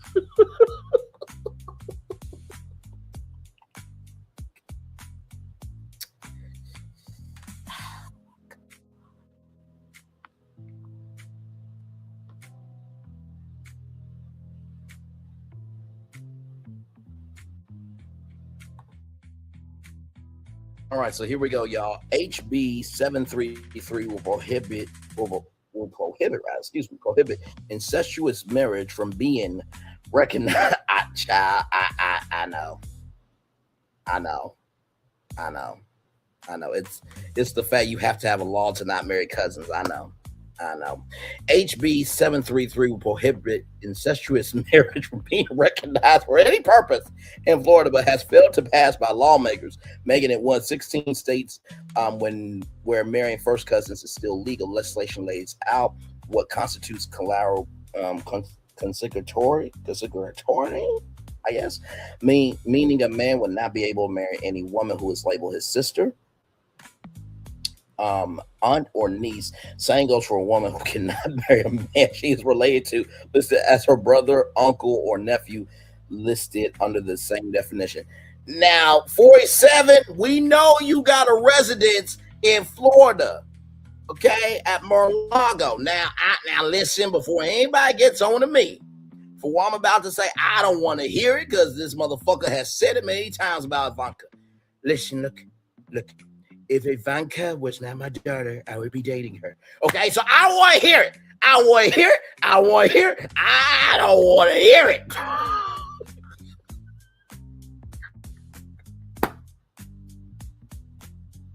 Y'all like, Braylon, you, what are you on? You know, it's called accountability, integrity, and responsibility. Some of y'all should try it sometime. Moving on. You can't make this shit up. Oh my God. Okay. While a majority of the United States has incestuous marriages banned, the Sunshine State is keeping the practice alive. However, some lawmakers hope the bill will circle the block in 2027 and pass for once and for all. Well, listen, until it circles around the block in 2027, there's some aunties and uncles and some nieces and some nephews and here, there, and everybody is circling the block from the back right now. Okay, listen, they're having some block parties right now. There's some hot dogs and some pound cakes being eaten right now. Okay, listen, I'm lit now. Before y'all get on to me. Y'all saw the thumbnail. You know my voice, and damn it, you know why you're here. Okay, don't at me. All right, you listen. You saw the road map of the destination we were going to before you clicked on this thing. Okay, listen. My God. Oh my God. Okay.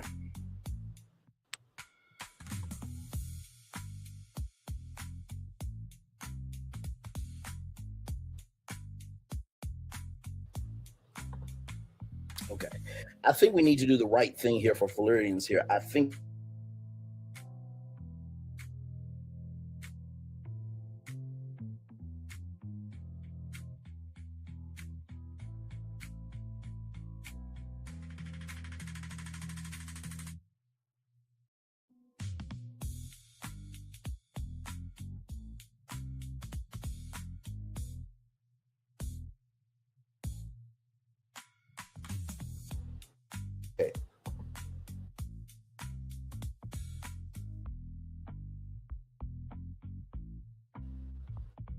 there we go. Okay, we are good. Child technology.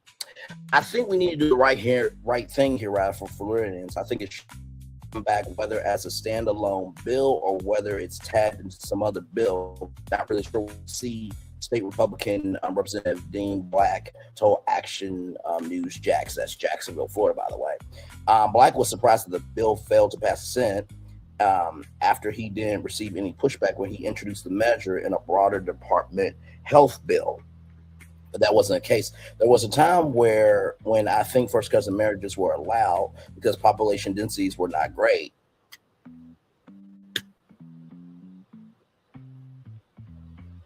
I can wait a minute, not a Walking Dead situation. Like, listen, we gotta repopulate the earth. And listen, I know this ain't the right thing to do, but this is what a politician said. This is crazy work. And it was hard to find a mate back when Florida was a wilderness, a politician said. Oh my God.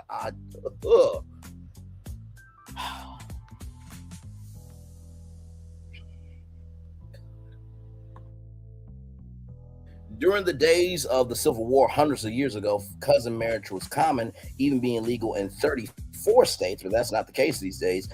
There are plenty of people here, and there are plenty of people you can find to be your lifelong partner without looking to your first cousin. Black continued.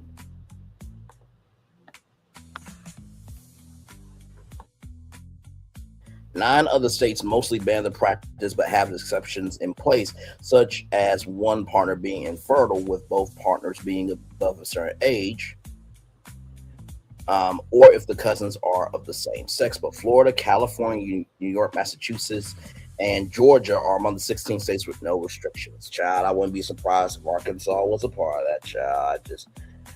Oh my God. And of course, Alabama. That's why I said the thumbnail. What in the Huntsville, Alabama going on around here? I'll leave things in New York and California to do them. They have their own way of looking at things, but I think we need to do the right thing by Floridians here, Black said.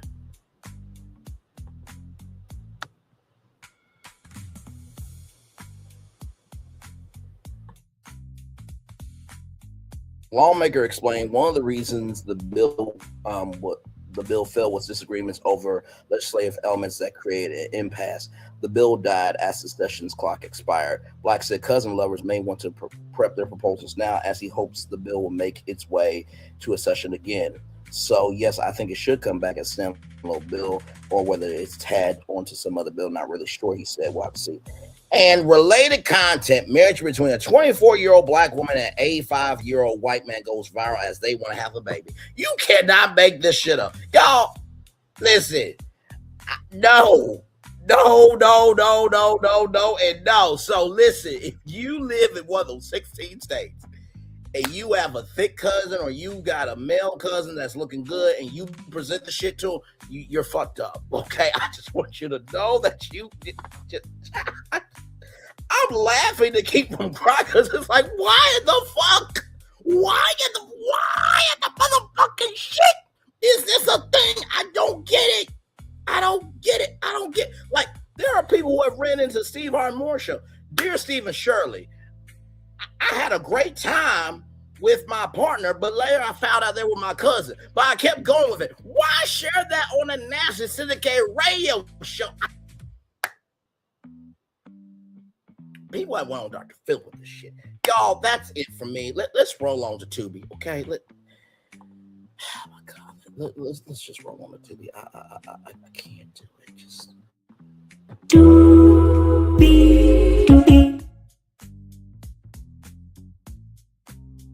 That's our next destination, everybody. Okay.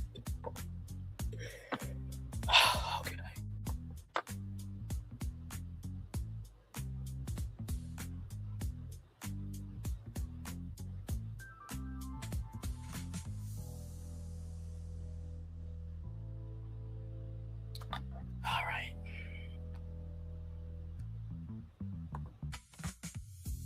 So here it is from Deadline.com. Tubi and TikTok launch incubator to help creators make long-form series. Okay, here we go.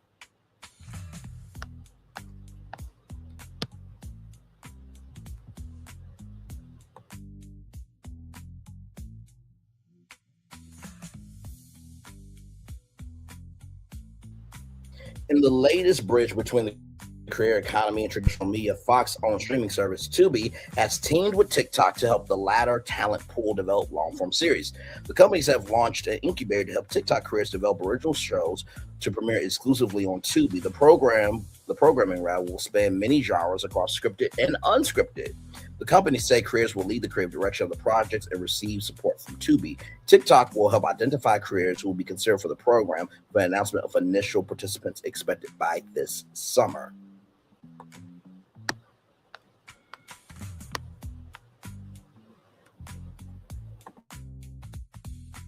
The initiative brings together two high-profile digital players, which was acquired by Fox in 2020, has become one of the leading free streaming outlets with more than 100 million monthly active users.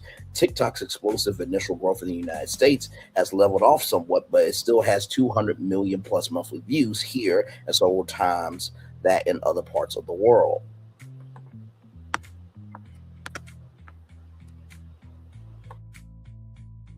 After years of political and legal wrangling over TikTok being controlled by a Chinese company, even though the president of TikTok is from Singapore.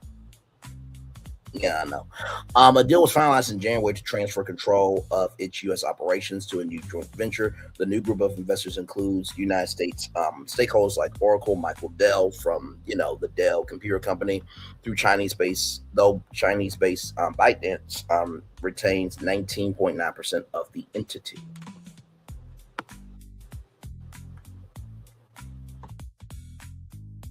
Tubi and its corporate siblings at Fox have been making aggressive moves in the creator space in the last 2 months. Tubi has added more than 16,000 episodes from more than 200 creators to its platform. At CES in January, Fox Ad Sales Group touted its new creators at Fox initiative to hand to a room full of media buyers. And we did talk about that in a live about Fox Creator Studios.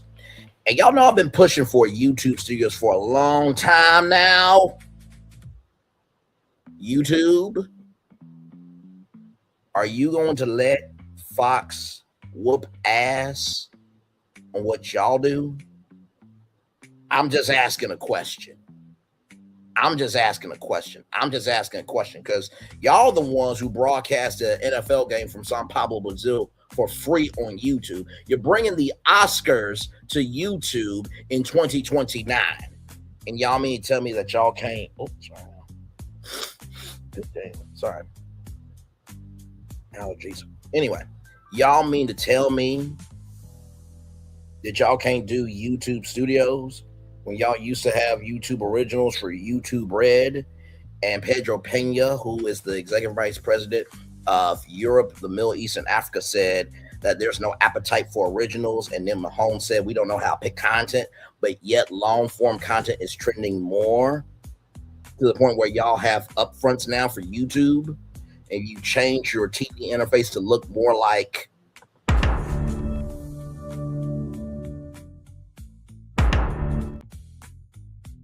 and on top of that, y'all have a partnership with Delta Airlines, where Delta Airlines Skyline members can view YouTube Premium for free on flights. I'ma need y'all to quit playing in my motherfucking face. Damn. I'm saying this to help you. Good God. Let's continue, y'all. By the way, I think sometimes people confuse my passion for anger. And listen, I really care about this industry. I love this industry. I consume it in any and every form. And I want this industry to win. And for the longest time, back in the day in the 90s, Hollywood was here. We were down here. It was like, oh, we don't need you. We can do everything. Da da da da da da da da da da da. But now it's leveled, where content creators need Hollywood for the reach, but Hollywood needs content creators because we're producing the content that Hollywood can't do. So it's becoming a clash more, and more. Although I just saw an article from Tube Filter that a show that was on Netflix is now coming back to YouTube.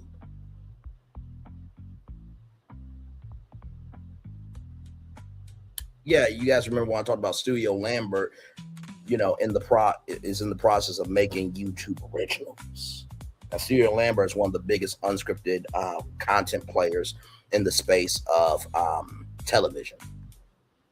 So when you're seeing the creator economy evolving more and more and more and more to create these incubators and partnerships, it's just like, so is YouTube just sitting around just watching the world go by? It's like, really? But hey, listen, I think it will be only a matter of time before Tubi and YouTube come out with a partnership like this, where YouTubers like myself will be able to have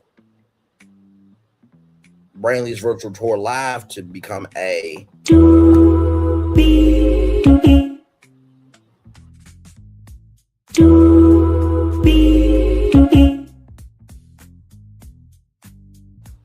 just keeping it a buck. Let's keep going.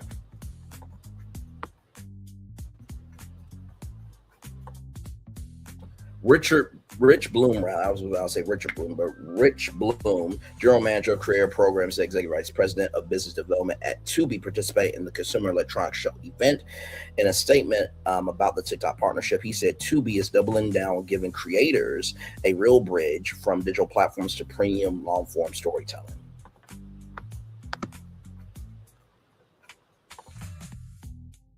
Darwin Yang, global head of entertainment partnerships at TikTok, said the team up will give the next generation of entertainers more opportunities to expand their audiences, tell bigger stories, and turn their creativity into lasting impact.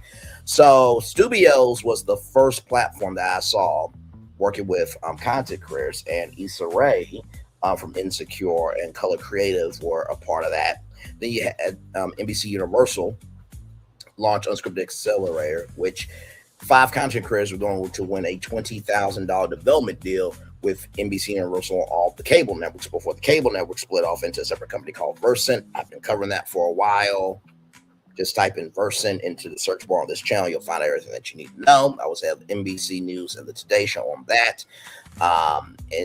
But then when that split happened, it became a $20,000 development deal for NBC Universal and Bravo, right? Because Bravo is still a part of NBC Universal. And then the Blavity Creator Collective. I did a live on telling people how they should apply for the Blavity Creator Collective. So incubators and partnerships are happening more and more and more and more because Hollywood is seeing, oh, wait a minute. These content creators have fan bases that, guess what? All we got to do is put some super on their natural. Number 2, they're already producing the content, so that's less overhead for us. And number 3, they have a authentic way of connecting, because there was a brother that we talked about that said the reason why talk shows are in a weird space right now is because the scarcity of celebrities being the only people to access information is no longer there. Now, the real gag is authenticity. And with talk shows, they are very polished, but with content creators, the genuineness in how we go about content is the capital that Hollywood is looking for. So with that being said, I'm going to show you Studios and what it's all about. Here we go.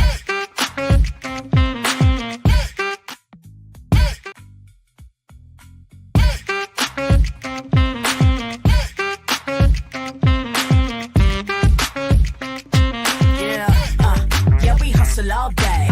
Yeah, we're working, let me play. You know me, work real hard, now we're ready, let's play. Ay, hustle up, yeah. Ready, set, let's go, yeah. Hustle up, yeah. Ready, set, let's go. Turn it up, turn it up, turn it up, turn it up a little louder. Now get low, come on, yeah, drop it to the floor. Turn it up, turn it up, turn it up, turn it up a little louder. Now get low, come on, yeah, drop it to the floor. Turn it up, turn it up, turn it up, turn it up a little louder. Now get low, come on, yeah, drop it to the floor. Turn it up, turn it up, turn it up, turn it up a little louder. Now get low,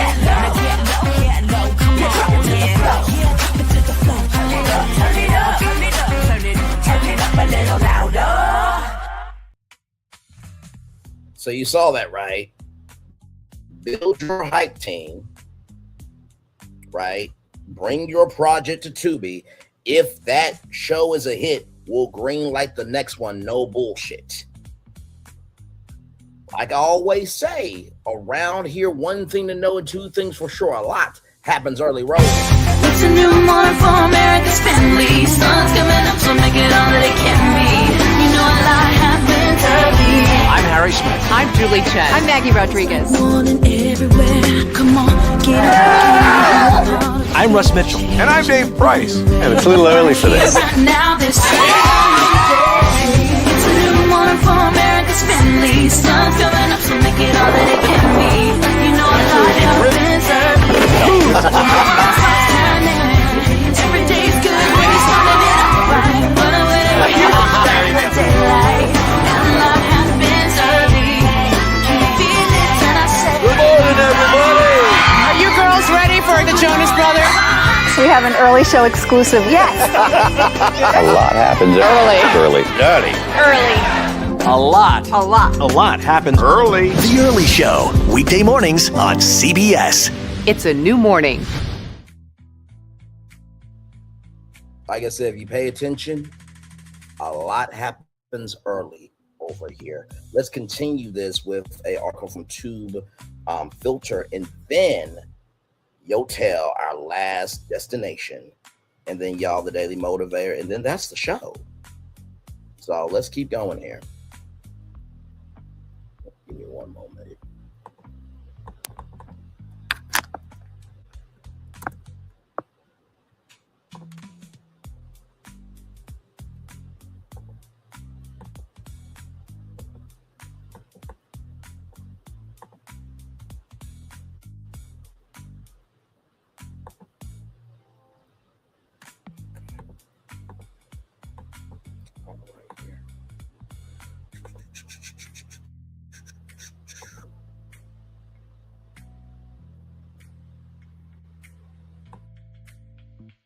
So right here from TubeFilter.com, 67% of U.S. consumers think creators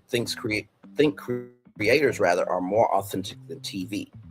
Let me say that stat two more times. 67% of U.S. consumers think creators are more authentic than television. 67% of U.S. consumers think creators are more authentic than TV. So Tubi is teaming up with TikTok. Eventually, they will team up with YouTube, okay? It's going to happen. It has to. Like, look, I just played the video where I just told y'all a lot happens early over here. Let's keep going.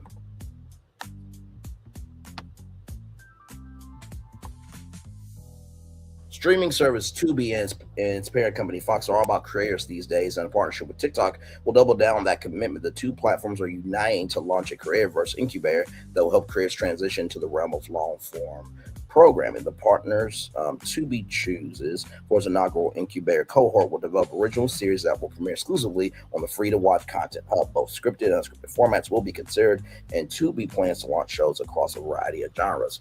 The first creatorverse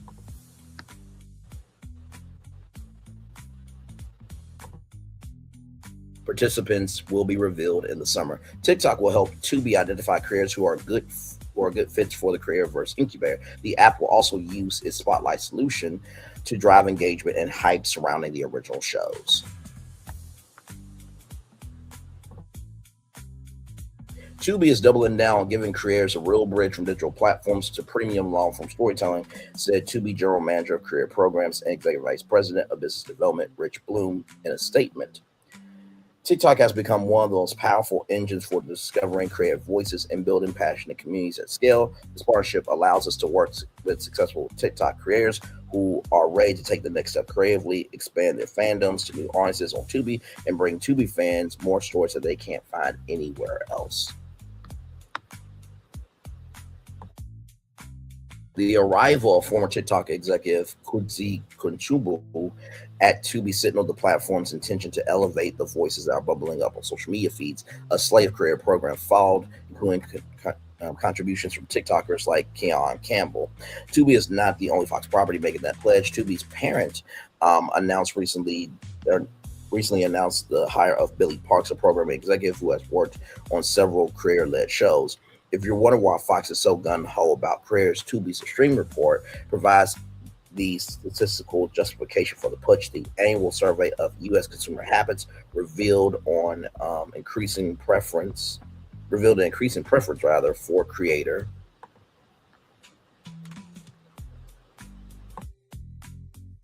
content over traditional fare. 67% of respondents expressed that particular opinion. 77% of respondents said that they would rather stream on-demand programming than tune into a regularly scheduled show. Career content, however, is not just supplanting TV, it's becoming TV. 63% of Tubi's respondents said that watching career content feels no different than streaming a TV show.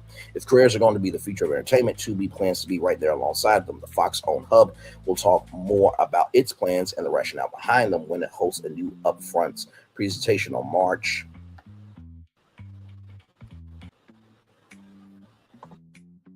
24th.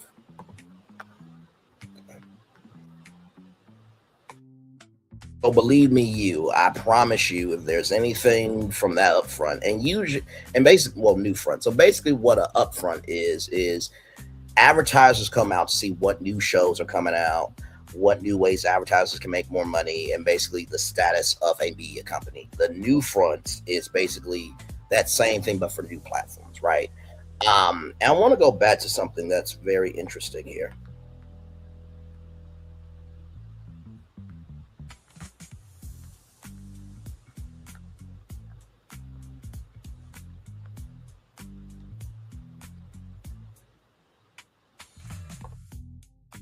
Right here where it says that the annual survey of U.S. consumer habits revealed an increasing preference for career content over traditional fare. 67% of respondents expressed that particular opinion, and 77% of respondents said they would rather stream on-demand programming than tune into a scheduled show. Now, for those of us who do live streams and everything in between, right? I know what you're thinking. Wait, 77% of respondents or rather tune into on-demand programming than tune in for a scheduled show. That does not mean, and it doesn't mean that you should stop doing what the fuck you're doing. Because let me show you something.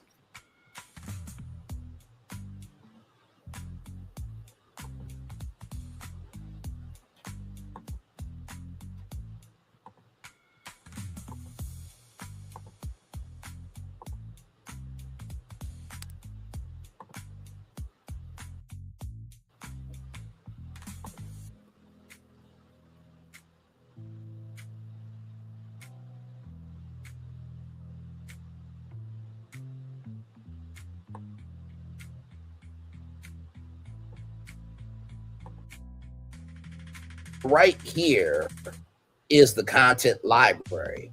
So even though 77% of respondents said that they would rather tune into on-demand programming than a scheduled show, here's what having a scheduled show does. It feeds the entire spectrum of how people consume content. You have the viewers, you have the consumers, and then you have the viewers rather. So the people who view that content and they consume anything and everything based on the content that they're viewing, right? So when this show is done, this show is available on demand, anytime, anywhere around the world, right? So because you have built that consistency and because you've been tenacious about showcasing the variety of content you have, that will feed itself. You understand? So don't let, all right, my friend, as always, love you, value, appreciate you. By the way, catch up with I Said What I Said on her channel, and also too, shout out to Dr. Sherry's show as well. And Fullerton is also a content creator as well. So like I said before, keep going live. Imagine if I Said What I Said had her talk show on Tubi, right? When her show gets done, it's on demand on Tubi anytime. So even though it looks scary, it sounds terrifying, it sounds like, oh my God, my content is in vain. No, it's not. The fact that it's at a scheduled time, that brings people in the tent And because it's going to be on demand, that on-demand content expands the tent, right? So there you go there. All right, y'all, let's continue on with this news right here.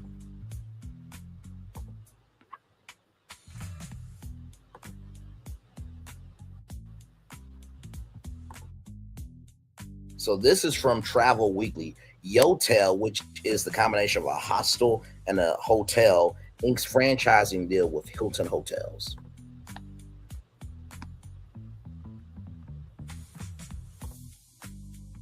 Hilton has forged an exclusive franchise agreement with Yotel while making Yotel the first brand within its Select by Hilton portfolio.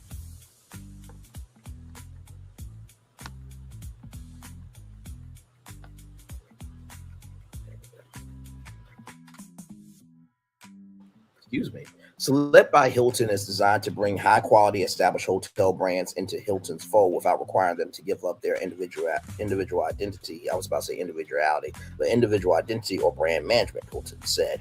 Under the agreement, Yotel will retain control of its brand and operations across its portfolio of 23 hotels in 10 countries while gaining access to Hilton's distribution infrastructure, technology platforms, and loyalty program.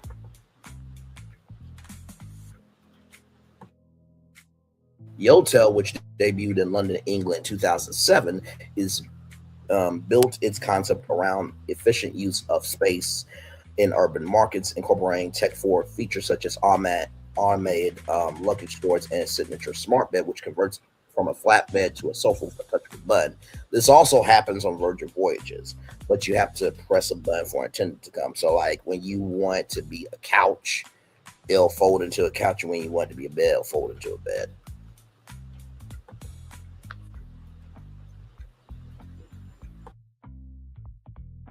The brand has 3 categories: Yotel for city center hotels, Yotel Path for extended stay properties, and Yotel Air for airport locations. In the United States, Yotel has city locations in New York, Boston, San Francisco, Miami, and Washington, D.C. Among its international locations are London, Glasgow, Tokyo, Singapore, Bangkok, and Amsterdam. The brand has set a goal of tripling its portfolio. Hotels in Kuala Lumpur, Athens, Belfast, Lisbon, and Saudi Arabia are in the pipeline.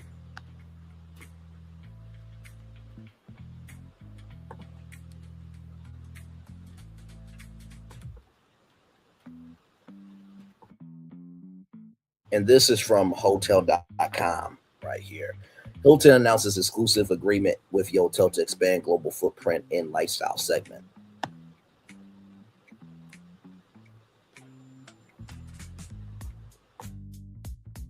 So independent design-led Yotel brand gains reach through Hilton's global distribution platform. Hilton Honors members gain access to a sleek, contemporary new way to stay. Yotel will be the first independent brand as a part of a newly established Select by Hilton brand.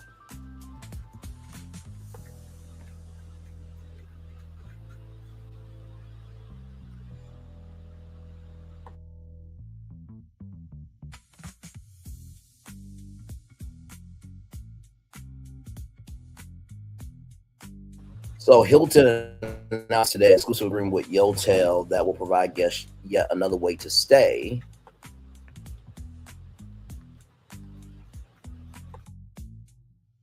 Within the hospitality leader's growing portfolio. Give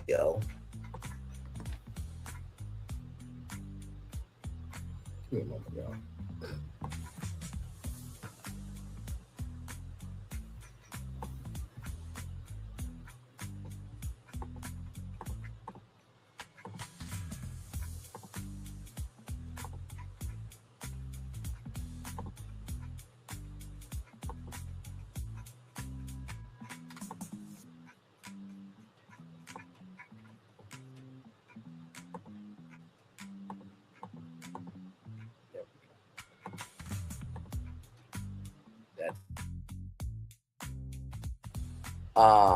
Well, welcome in. That aim on gang, welcome in. I didn't know that you were here, so welcome in, and I'm glad to have you here. We're talking about Yotel.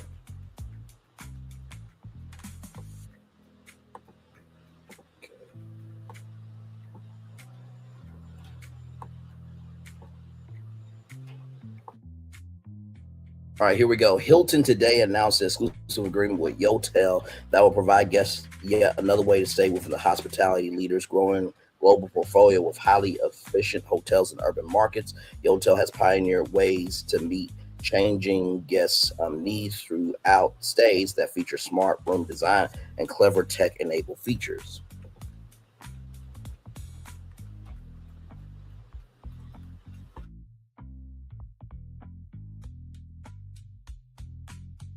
The franchise agreement with Yotel expands Hilton's network, filling a distinct customer need in the growing lifestyle segment and America consistent with its proven asset-light model. Yotel will continue to independently manage and license its brand at 23 hotels across 10 countries with a goal of getting around the globe. That's how we save a show there, with a goal of more than tripling its portfolio in the coming years.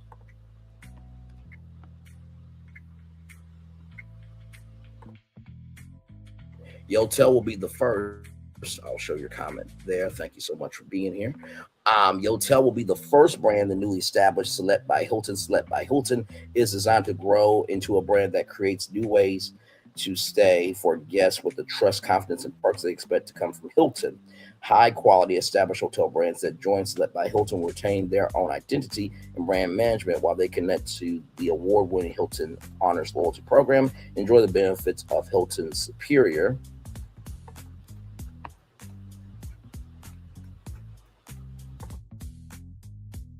distribution and technology platforms. Launched in London in 2007, Yotel has extended its innovative brand to hotels in key markets like New York, Tokyo, Amsterdam, Glasgow, and Singapore with smart, efficient room designs that feature the Yotel Smart Bed, which can transform from a flat bed to a sofa with a touch of a button, and tech-forward features like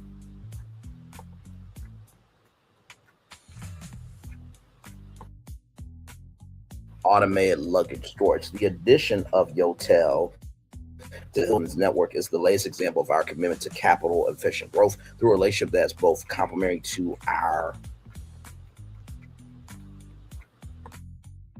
existing brand portfolio and offers guests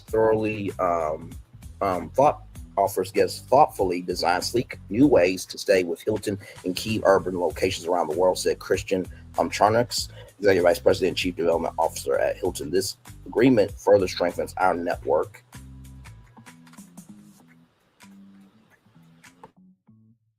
effect by connecting a beloved independent brand like Yotel into the powerful Hilton Honors network and commercial distribution system while preserving what makes the brand unique.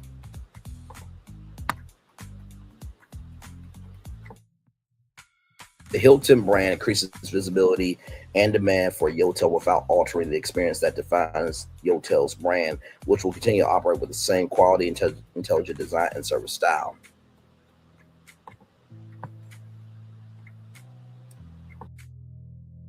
Hilton brings unmatched global distribution and loyalty scale to our brand and businesses, says Phil Andreopoulos, I believe, Chief Executive Officer of Yotel. Yotel's relationship with Hilton allows us to expand our reach while staying true to who we are. What changes for Yotel is access.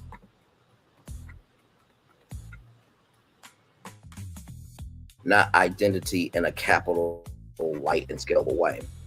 Once integrated into Hilton's network, Hilton Honors members staying and participating Yotel properties will enjoy the benefits of Hilton Honors, the award-winning guest loyalty program for Hilton's world-class brands. The nearly 250 million Hilton Honors members. My Lord Jesus, I didn't know the network was that big.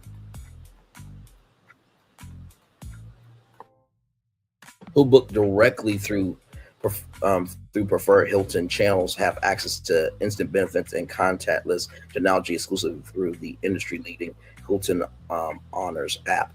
The first hotels are expected to be available for booking through Hilton channels later in 2026. There it is there. Now I want to show you what the one in New York City looks like. Here we go.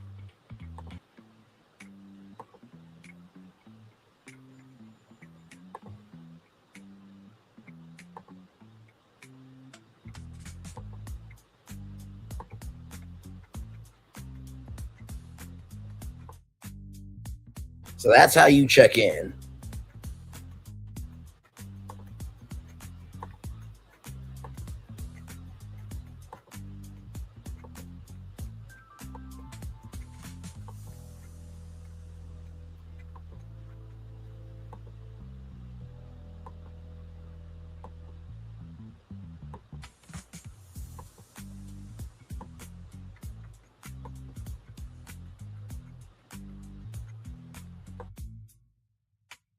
So there it is for New York City. I found a YouTube short here. Shout out to Travel with MJ for this right here. Sorry, Travel with Jay. Shout out to Travel with Jay for this. Here we go.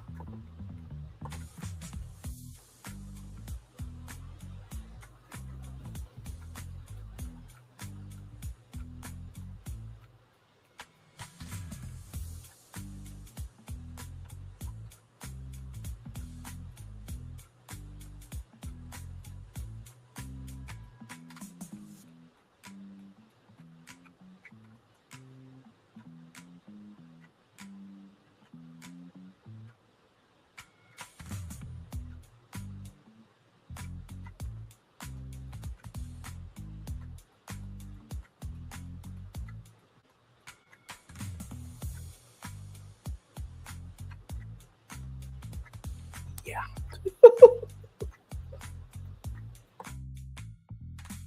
If I remember staying in New York, that is the suite that I'm getting. That's the night. Now I bet you it's pricey. Okay, it's not like what.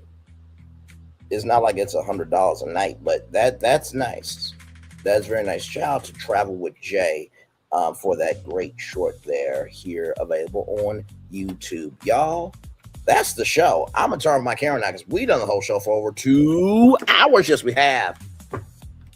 Woo, what a show, what a show, what a show, what a show, child. Yes, indeed, it has been that type of show. We're going to take a little bit of a commercial break here. And then after that, we'll be back to wrap things up right here on Merlin's Virtual Tour Live. We are live on Tour Like, Comment, Share, Subscribe. We'll be back right after this. Roll it.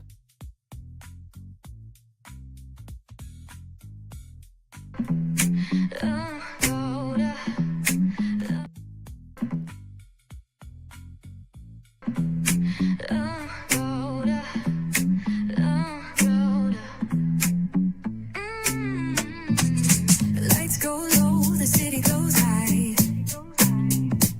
Stories untold under moonlit skies. Pray lonely, got the vibe, got the flow for the culture. Yeah, you already know. Turn it up, lean back, feel the breeze. Late night truths drifting through the trees. It's for the culture, by the culture.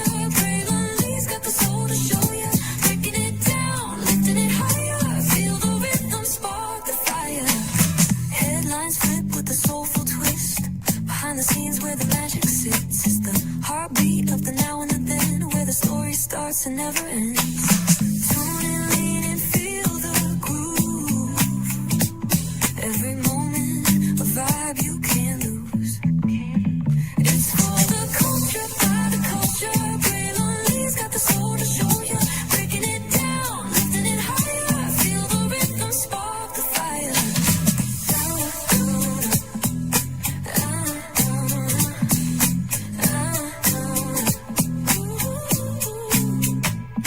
Hear the whispers in the city's hum. Echoes of stories where we're from. A beat, a step, a voice so clear. The pulse of us, it's all right here. We got soul, we got flavor. Every moment is a savior. Every experience is an overcomer. Turn it up, feel the glow, let the rhythm flow. Spotlight shining, we in the zone. This is the place where the culture's grown. Stories untold, now they're coming alive. Braylonly got the vibe tonight. One thing to know and two things for sure. Higher is waiting and lower is available. But either way, we gotta go on tour. It's Braylonly's virtual tour, where the culture makes its move. Feel the love, feel the truth. This is us, this is you. From the unknown, the unembraced and more. This show, this brand and the possibilities of what can be is all here for you. I'm just a kid from the rock, trying to be a rock for people, trying to make it best they can to become. Being moved as a creator of power to lift up all of us, not just a selective few. For the culture, by the culture, here we be. Braylonly, bringing life to your screen. Feel the soul, feel the truth. We're free, trust and believe. It's entertainment, news done away with. Braylonly, spotlight sharp like a diamond shine. We see the stars, but the stories align. Deep in the soul where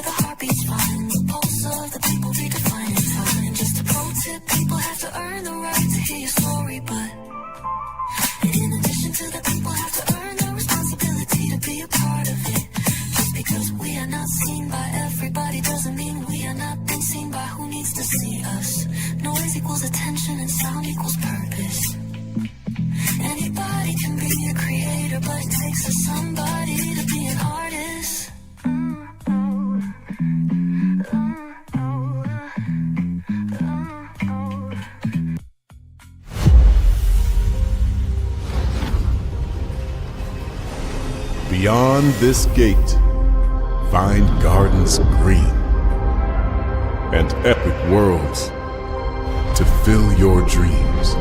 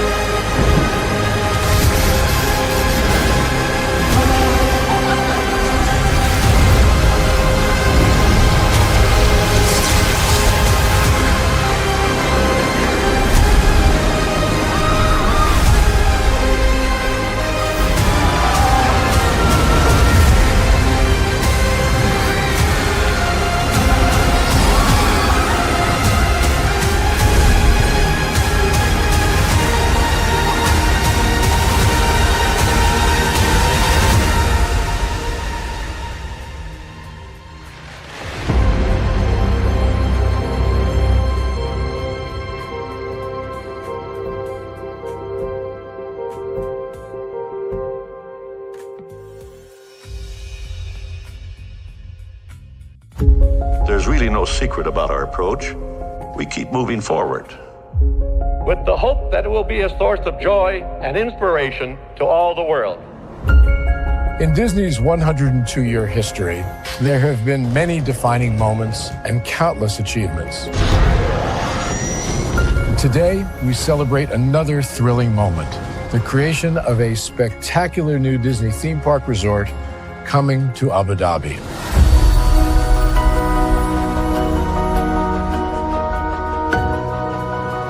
Abu Dhabi is a place where heritage meets innovation, a place where we preserve our past while designing the future. Bringing a Disney theme park resort to Yas Island, Abu Dhabi marks a historic milestone in our journey as a global family destination. The 7th Disney theme park resort destination represents a new frontier in theme park ambitions. Our resort in Abu Dhabi will be the most advanced and interactive destination in our entire portfolio. The location of our park is incredibly unique. It's anchored by a beautiful waterfront, which will allow us to tell our stories in completely new ways. Ultimately, this project will be a celebration of what's possible when creativity and progress come together. What we are creating with Disney in Abu Dhabi is a whole new world of imagination, an experience that will inspire generations across the region and the world. This collaboration represents a powerful fusion of Disney's unmatched legacy in storytelling and Mira's commitment to bringing world-class entertainment to our guests. Abu Dhabi's vision for the future is to create a legacy for generations to come. Disneyland Abu Dhabi will be authentically Disney and distinctly Emirati. An oasis of extraordinary Disney entertainment at this crossroads of the world. It will bring to life our timeless characters and stories in many new ways, becoming a source of joy and inspiration for the people of this vast region to enjoy for generations to come.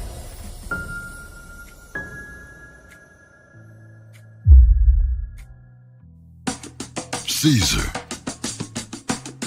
Just look at him. Politician. General. Author. Ruler. Man.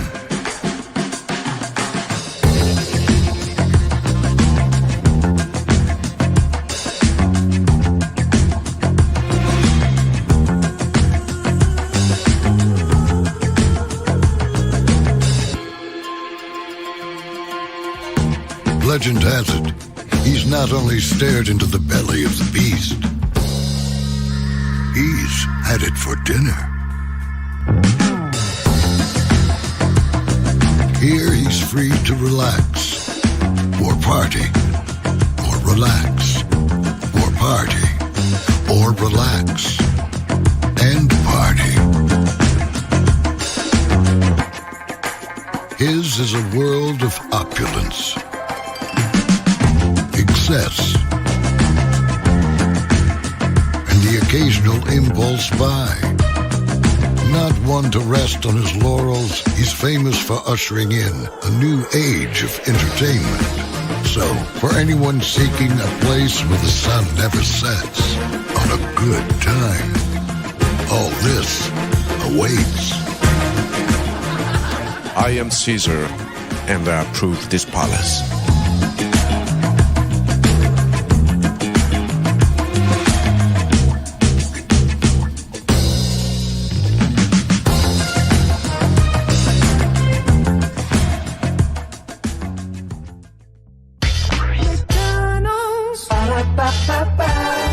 I'm loving it. McDonald's. I'm loving it. I love you so much. I had to tell you twice. Welcome back in to Brayley's virtual tour live. Glad to have all you here. Y'all, what a bonus tour this evening we had. We talked about Nelly and Ashanti We Belong Together. It's coming back for season 2 on Peacock. It will be airing later this fall, so very excited about that. Excuse me, yes indeed. Then we gave you the whole breakdown, child, of everything happening with Taylor, Frankie, and the Bachelorette season that's not happening. Then, of course, we talked about Prairie View, A&M, and Howard University winning their games in the NCAA March Madness tournament. Then, of course, we talked about Tina Knowles and her gumbo, child. Her gumbo is being sold, okay? So all is well in Bay High, Phil, okay? Shout out to Wendy Williams as well. Then we talked about marriages and how some of y'all are doing too damn much with your first cousins in 16 states. We talked about that. Then we talked about Tubi teaming up with TikTok content creators to get into long-form programming, and those content creators could be seen by 100 million monthly active users. That is the potential reach that those TikTok creators could get, and eventually I do believe Tubi and YouTube will be teaming up as well. And then, of course, what you're seeing here is Yotel in New York. They have teamed up with Hilton Hotels. By the way, before we go, y'all know I always love to elevate, promote, and uplift people. So this is a new YouTube channel here.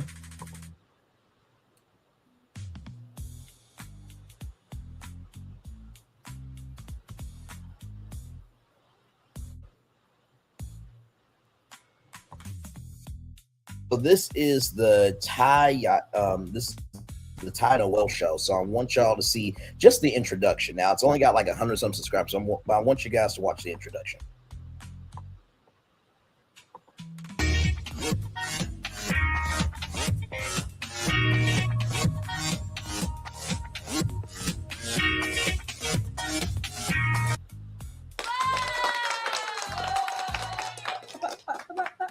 Hi guys, we are back with another episode of the Tiny World Show. We are actually on episode 6. Last week we said 6, but that was sad. But now we're actually on 6. First of all, y'all see the beauty, right? Y'all see the setup. A disgruntled old grandpa. We have an NFL celebrity wanting some throat, not from his wife. And we also have the whole of Caribbean ready to come for Rihanna's honor. So it's a lot going on. So let's get on to hot topics.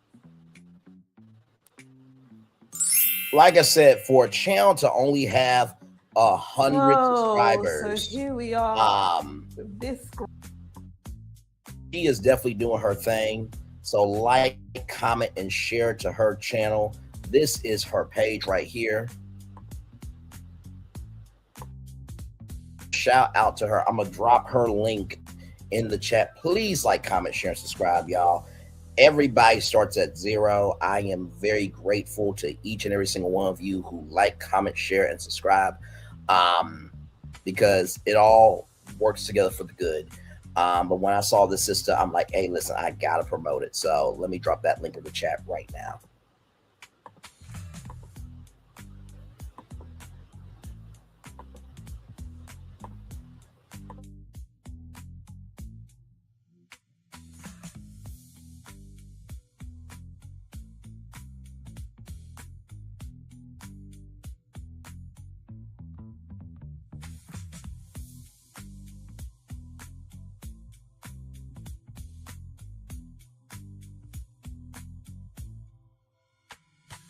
So there is her link right there, the Tyel Noel Show. Like, comment, share, subscribe to that beautiful sister right there. Only at 100 subscribers, but child, if your setup is like that at the beginning, you're going to get to your first 1,000 very, very easily. So I send nothing but light, love, and prayers to you, my sister. All right, y'all, let's get to the Daily Motivator and then head on out here. What a great, great bonus tour we've had this evening here.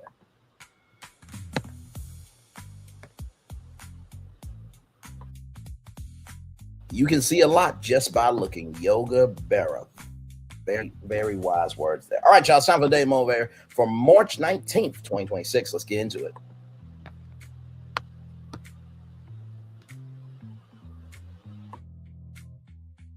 It's time for a Daily Motivator for Thursday, March 19th, 2026. Unique possibilities. You are filled with positive possibility. Tap into that possibility and transform it into reality. Everything you ever achieved originated in your imagination. What now you can choose to imagine? What now do you dare to dream? It's important to have a firm grasp on the reality of your situation, to be clear about what's available for you to work with, yet where you ultimately go depends not on your position, but on your direction.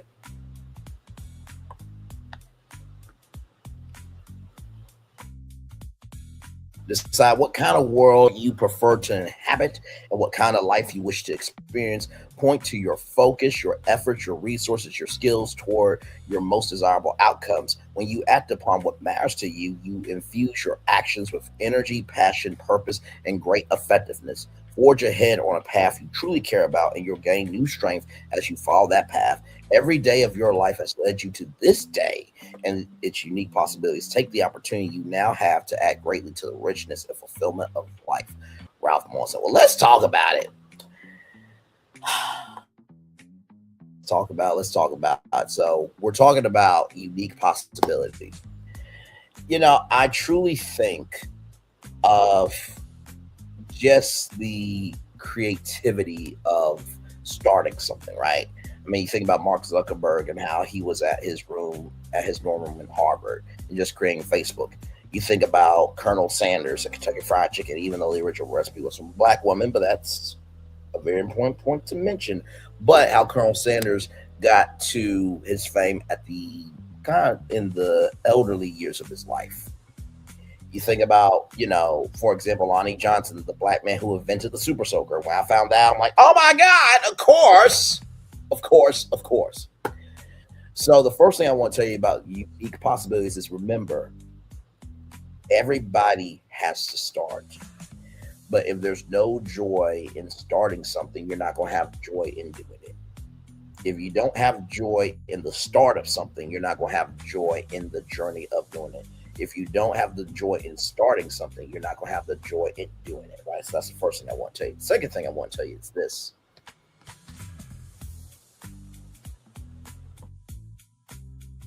It's important to have a firm grasp on the reality of your situation to be clear what's available for you to work with. Now, just because it's not available for you to work with now doesn't mean you can't get to where you're going, right?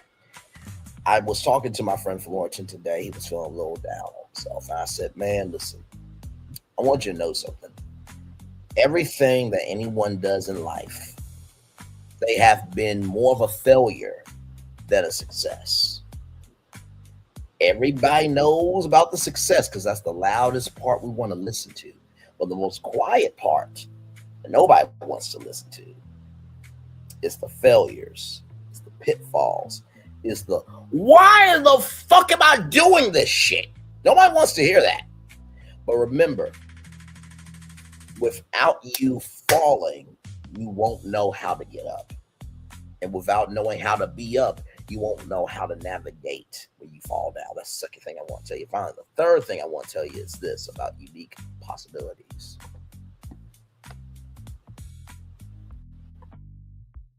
Every day of your life has led you to this day and its unique possibilities. There were some possibilities that y'all have been going after that wasn't supposed to be for you. I need you to recognize that God is Alpha and Omega, the beginning, the end, Jehovah Jireh, Prince of Peace, that surpasses all understanding. Or wherever you believe, whatever opportunities, possibilities, what have you, you lost on, maybe you weren't ready for. And wouldn't you rather want to be ready for those things when you are at your best in the capacity that you are as a person, be able to take in those possibilities, those opportunities, and whatever else is for you? And remember what Steve Harvey said. There's doors in the hallway. Keep going down the hallway. Eventually one of them's going to open. And finally, I will just say this. Some of y'all have victories that you're not tapping into in your life. Some of y'all have victories that you are not tapping into in your life. Some of y'all have victories that you are not tapping into in your life. Some of y'all out here have a really good partner, but because you're too much outside and you don't want to settle down, you're in chaos, strife, and confusion. But yet you're expecting your homegirl to be loyal to you, but you ain't loyal to her, and vice versa with women to men. Some of y'all's kids are so exploratory and everything, but you want them to focus on one thing. You're stifling their opportunity to run. Some of you have a very successful art gallery, but you're worried that you're not at the Met being seen by everybody. Recognize the victories you have and tap into them. As I'm saying it to you, I'm saying it to myself. We think about how much we want to be a champion, but yet we can't even appreciate being a winner at where we're at. Ain't that sad? Even though it's sad that we don't recognize that, what a blessing it is to be able to know that by recognizing the victories that we have and tapping into them, we can be a champion in anything we want to go after. Can I get a witness from the congregation in Jesus' name, rather? Yes, yes, yes. Amen, amen, amen. With that being said, it's time for the best outro on YouTube. Know what you do and do what you know. Never say 1 point special, because you are always born a blessing. Trust you may not be where you want to be, but by the end of it, you'll be where you need to be. Do what you've been chosen to do. Well, that's one thing to call yourself. It's another thing. Be chosen. One love, much love, all love. I get to spend time with you. You spend time with me. Hopefully, by spending time together, we're some great together. And always remember, we're doing radio, television, YouTube, living your best life, or child, you just recognizing that, listen, what you do can determine the blessings or curses that come your way, rather. Make sure the replay is not just where you watch it. That's just where we listen to it before you want the spirits. Again, I love you. I value. I embrace you all. Always remember, see love you got to give it. See love you got to give it. See love you got to give it. Wherever obstacles you've overcome, wherever success you have achieved upon this particular day, I'm extremely proud of you. But no one else is proud of you. Be proud of your damn self. Finally, y'all, listen.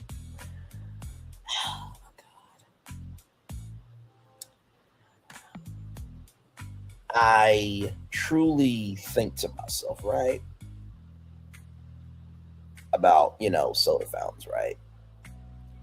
Some of us keep consuming soda that we know we don't like, that don't taste good to us, and we're just getting it just because it's an option. Quit picking soda flavors that you don't want in your life. That goes to people, places, and things too. Now clock that T. Commercial break and fireworks are coming your way for the day that was, for the day that's coming, for the blessings that are on the way for you, me, all of us, as a society, as a people, as a culture. I feel the love. And I'll send it right back to you. Have a great Thursday night, everybody. Love you all. Bye-bye.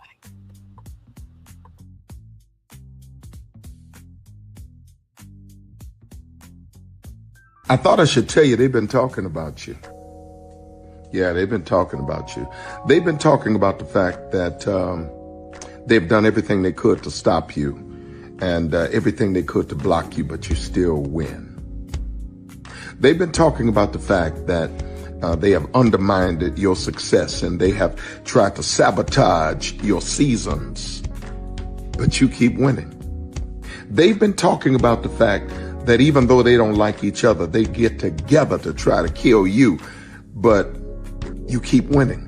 They've been talking about the fact that you were voted least likely to succeed, but like cream, you keep rising to the top. They've been talking about how they tried to burn your world down, but like the phoenix, you rose from the ashes. They've been talking about you. And you know what they say? Oh, she's just lucky. He's just lucky. But no, you ain't lucky. You're anointed.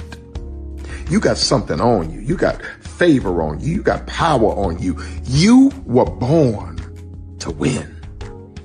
Now they can call it luck, but it's grace. They can call it luck, but it's favor. But whatever they call it, it doesn't matter, because you know what God calls you? Do you know what God calls you? A winner. I thought I should tell you they've been talking about you. Yeah, they've been talking about you.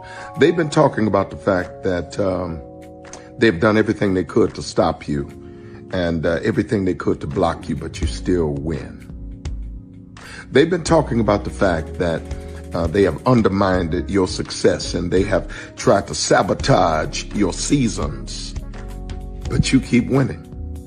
They've been talking about the fact that even though they don't like each other, they get together to try to kill you, but you keep winning.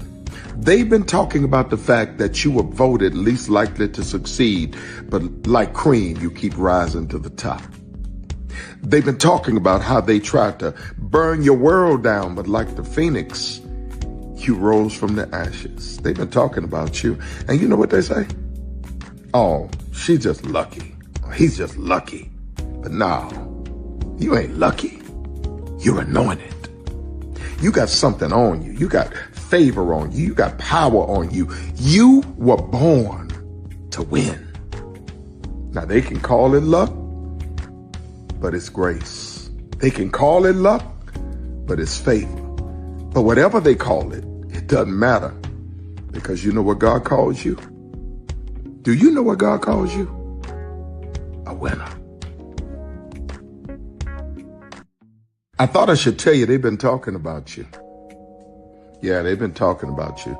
They've been talking about the fact that they've done everything they could to stop you and everything they could to block you, but you still win. They've been talking about the fact that they have undermined your success and they have tried to sabotage your seasons, but you keep winning. They've been talking about the fact that even though they don't like each other, they get together to try to kill you, but you keep winning. They've been talking about the fact that you were voted least likely to succeed, but like cream, you keep rising to the top. They've been talking about how they tried to burn your world down, but like the phoenix, you rose from the ashes. They've been talking about you. And you know what they say? Oh, she's just lucky. He's just lucky. But no, you ain't lucky. You're anointed. Wait a minute now. I always make time for my people. What's good, gorgeous? Good to see you. Glad to have you here. Black women are in the building as a content creator. Great individual. She has been stomping the yard. Do you hear me? In her content, I am so damn proud of you. Like I said, from the first time I met her virtually, I knew she was going to be something special. There's a lot of people that I've supported back in the day. And one thing to know and two things for sure, there is no man that appears weekly on a panel on Saturday, nor any other man in this broken, decrepit, and just need to be forgotten scepter that could have done a fifth quarter or a half of what Brain Lee did in terms of supporting people. Let's get that motherfucking straight right damn now, okay? And I did it not to get something from you, but because I was trying to give something to you. Because like my mama has always said, money, circumstances, and everything in between don't change a person. It just amplifies what's already been in them. You understand me? So. Now listen, if what I'm saying ain't true, don't respond. But if you respond, it must be true to some damn degree. Because we ain't gonna forget those 8-hour motherfucking ass lives I did. We ain't gonna forget how I was on everybody's panel trying to bring sensibility, but also relatability, and understand that right is right and wrong is wrong. And that no matter what happened, always said what needed to be said. Not to gain attention, but to be about and be on purpose when it came to Melody Cherie Rogers. Let's get that straight, okay? Listen, sleep. Motherfucking ass sleep. Do you hear me? I was on with L'Oreal. But I don't know how long, child. And he talked with your girl called, and she was like, you know you sleep, right? But you know what's such a blessing? My mom has always said, people may not remember what you say, they may not remember what you do, but they'll always remember how you made them feel. And like I said, many times before, I remember saying my 5 statements. For those of you who remember my 5 statements, y'all remember my 5 damn statements. Don't play around with me.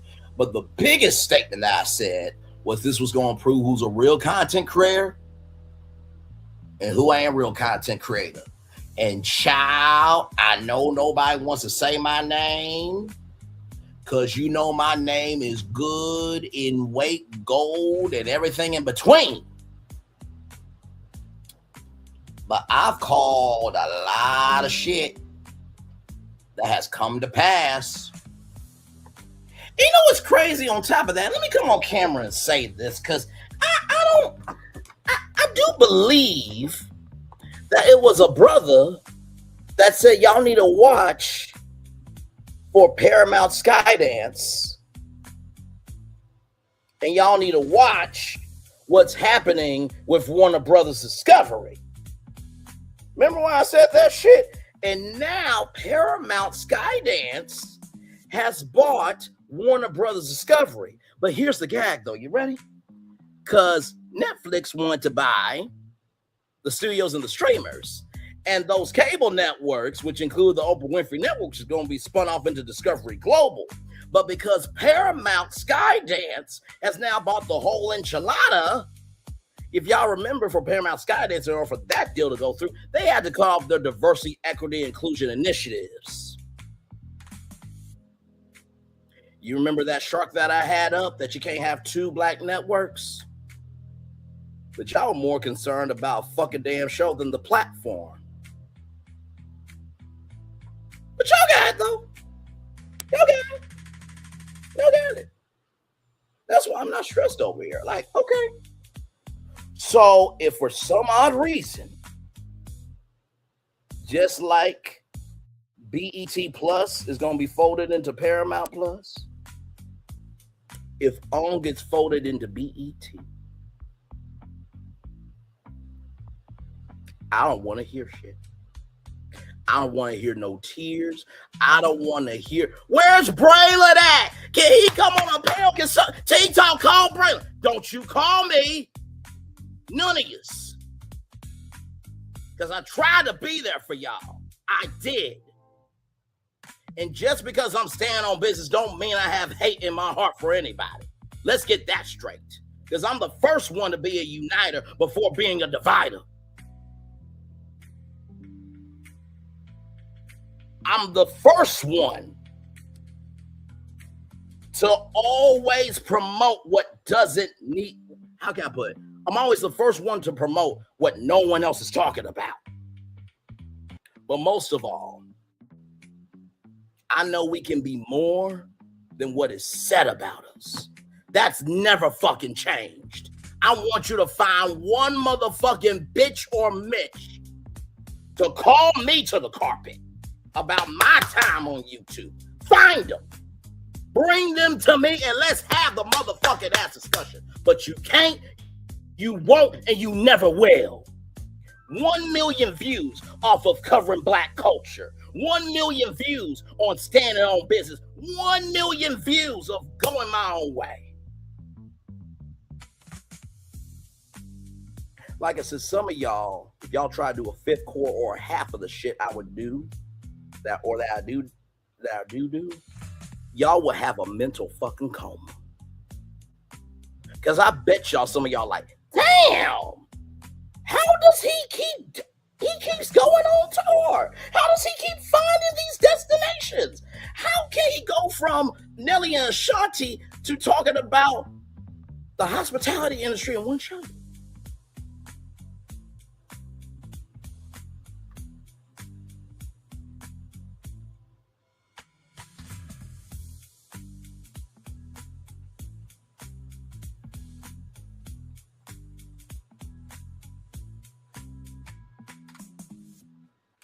You know, it's funny. Giving you the real tea said to a supposed content creator that his people know how to do a little bit of everything else.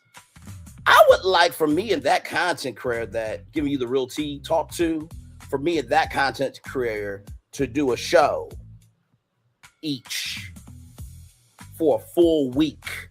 That content creator versus me. Because I promise you, that content creator said, I don't have the attention span to do a live. My brain didn't develop after the age of 26. And I had to leave because if y'all don't like somebody else's mouth, y'all ain't gonna like mine. Well, here's the gag. Didn't you say you were gonna cover Ready to Love? And how many seasons have I covered Ready to Love? Ooh. Like I said, some of y'all would need a team of producers to do what the fuck I do when I do it by my damn self. And listen to that content creator. If what I'm saying ain't true, don't take on the challenge, heifer. And heifer means a cow before y'all get on to me. But if you do want to take the challenge on, recognize I've done over 1,000 tours, live streams, shows, covering everything else of the motherfucking ass culture.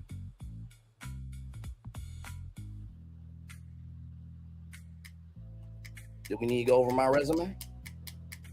Nickelodeon, iHeartMe at the age of 26, saying goodbye to Mary Mary on We TV, Steve Harvey Morning Show, ABC News, Channel 1 News,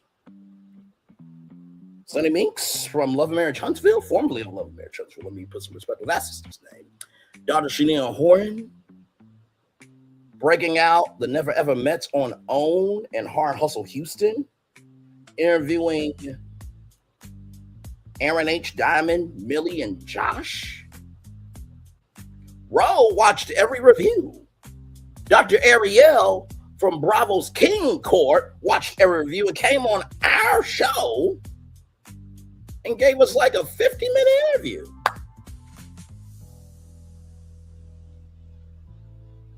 Dr. Ariel came on and gave us a 50-minute interview.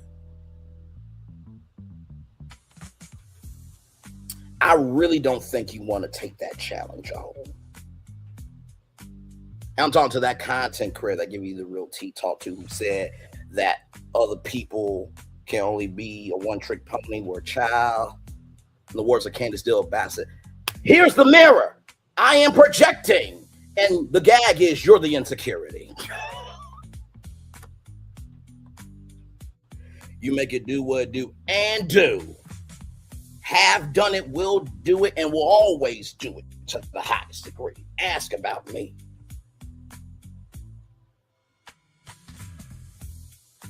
I did a whole show called 3 with the T and still made 2 million views without 3 with the T. Don't play me.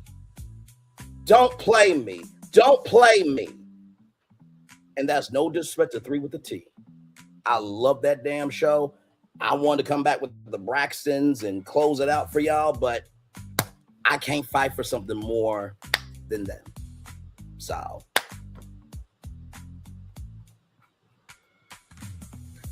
and I'll just end it with this because I've said many times.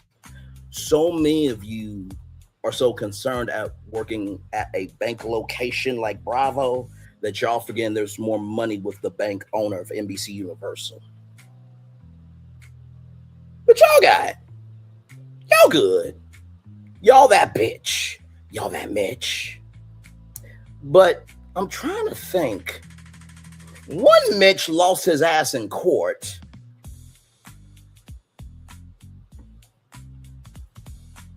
And the other one got sued and lost to Cardi B. As losing her rap ass mind when she could have been a solution for her fucking self. Y'all let me know what's going on. Black women in the building, you got anything else you want to say before I go? Before I just want to make sure you had a little bit of extra time with me. Yes, indeed. Yes, indeed. Yes, indeed. Oh, man. I love what we do over here. I really do. Oh, I can't tell you how many times I've given away opportunities. I can't tell you how many times I've promoted black entrepreneurs, rather. I certainly can't tell you how many times I've covered some shit that y'all have never covered. Like I said, that 12-year-old young lady that was raped in a garden in Florida, shout out to Samantha Uncut for covering that story. Shout out to you. Now, I would think being black women and being about empowerment, this, that, and the third, y'all would have covered that 12-year-old girl who got raped in Florida. The main gentleman who did raped her for 30 minutes. The second gentleman put rocks in her mouth to shut her up from screaming and held her down. And the third gentleman, the third young man, held her down while helping the second boy. It is a damn shame that we talk about being kings and queens, but yet some of us are not handling the responsibilities and executing the assignment and being about handling the weight of the crown and being about the purpose of being a ruler. Now, with that being said, one love, much love, all love. I feel the love and send it right back to you. Good night, everybody. Black women in the building. Love you, love you, love you, love you. Value, value, value. Appreciate you, appreciate you. And she said it. She said it. She said it. She said it. She said it right there. All right. Bye, everybody.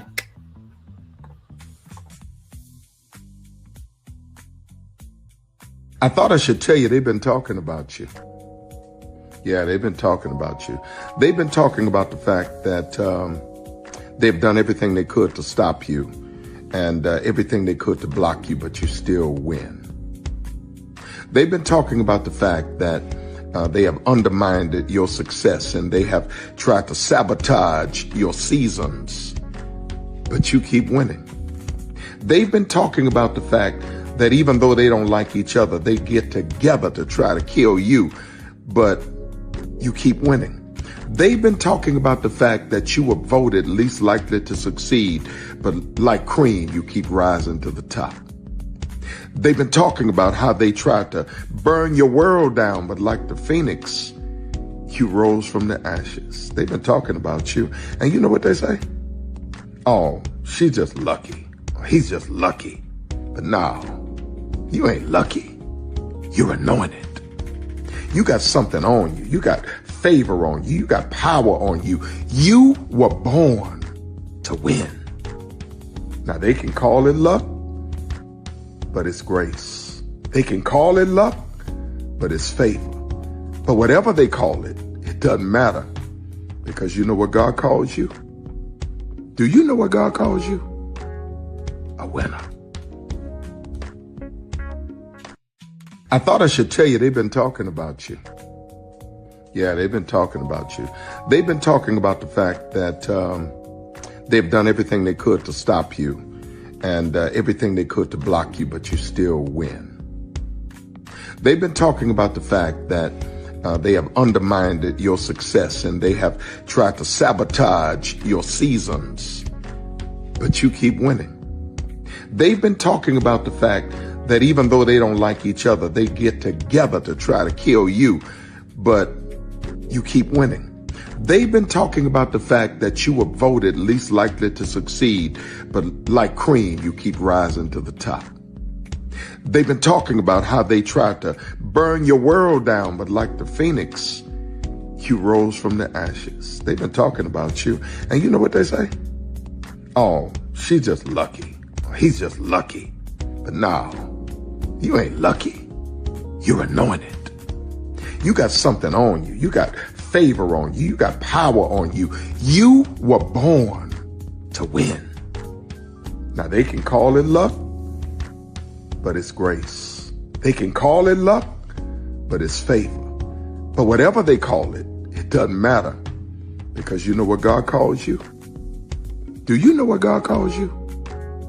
A winner. I thought I should tell you, they've been talking about you. Yeah, they've been talking about you. They've been talking about the fact that they've done everything they could to stop you and everything they could to block you, but you still win. They've been talking about the fact that they have undermined your success and they have tried to sabotage your seasons, but you keep winning. They've been talking about the fact that even though they don't like each other, they get together to try to kill you, but you keep winning. They've been talking about the fact that you were voted least likely to succeed, but like cream, you keep rising to the top. They've been talking about how they tried to burn your world down, but like the phoenix, you rose from the ashes. They've been talking about you. And you know what they say? Oh, she's just lucky. He's just lucky. But no, you ain't lucky. You're anointed. You got something on you. You got favor on you. You got power on you. You were born to win. Now they can call it luck, but it's grace. They can call it luck, but it's favor. But whatever they call it, it doesn't matter, because you know what God calls you?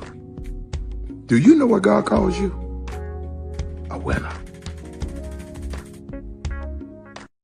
I thought I should. Good evening. My name is Mark Woodbury. I'm the chairman and CEO of Universal Destinations and Experiences. Well, we're finally here. Tomorrow we begin a new chapter at Universal Orlando Resort as we open Epic Universe. We built this place for you. I want to thank you, our fans, for your love of our stories, characters, and immersive experiences that inspired this incredible place. Epic Universe represents over 8 years of meticulous planning, immense creativity, and innovation, combined with unmatched craftsmanship and operational excellence on the part of thousands of people who have brought to life the stories and characters that live beyond each of Epic's portals.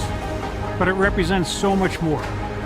Your love of Universal and the deep connections we've shared together here in Orlando over the past 30 years inspired us to dream bigger and to push the boundaries to create something extraordinary for you and for generations of fans and families to come.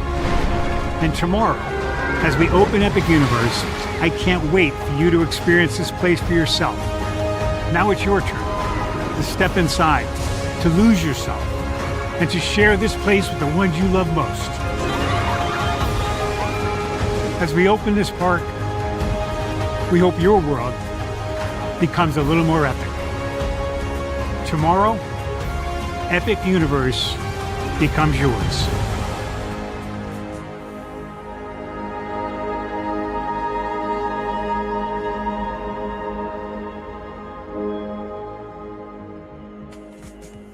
Are video games getting too expensive? This episode, we want to find some common ground because the CEOs want to raise the price even more. Not with these broken-ass games. $5 million. That's how much San Andreas costs to make. Is it their fault for selling or our fault for buying? Corporations claim all this stuff. Devs say otherwise. Sports gamers, cozy gamers, whatever you call the people who play Power Wash Simulator. I think it stings a little bit more because I'm spending my actual money and my mom is not. Imagine they get rid of all movie theaters and then charge you the same price to watch the same movie at home. That's like every streaming service. It doesn't have to be the longest of games, but am I having fun with it? This is Lex. I'm Ronell. Let's get right into it.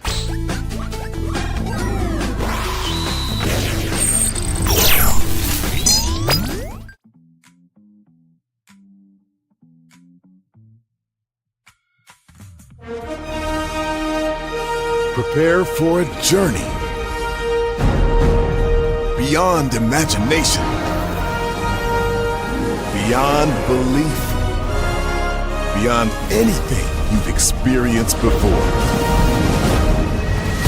Universal Epic Universe, a new theme park where you'll step through extraordinary portals to 5 immersive worlds.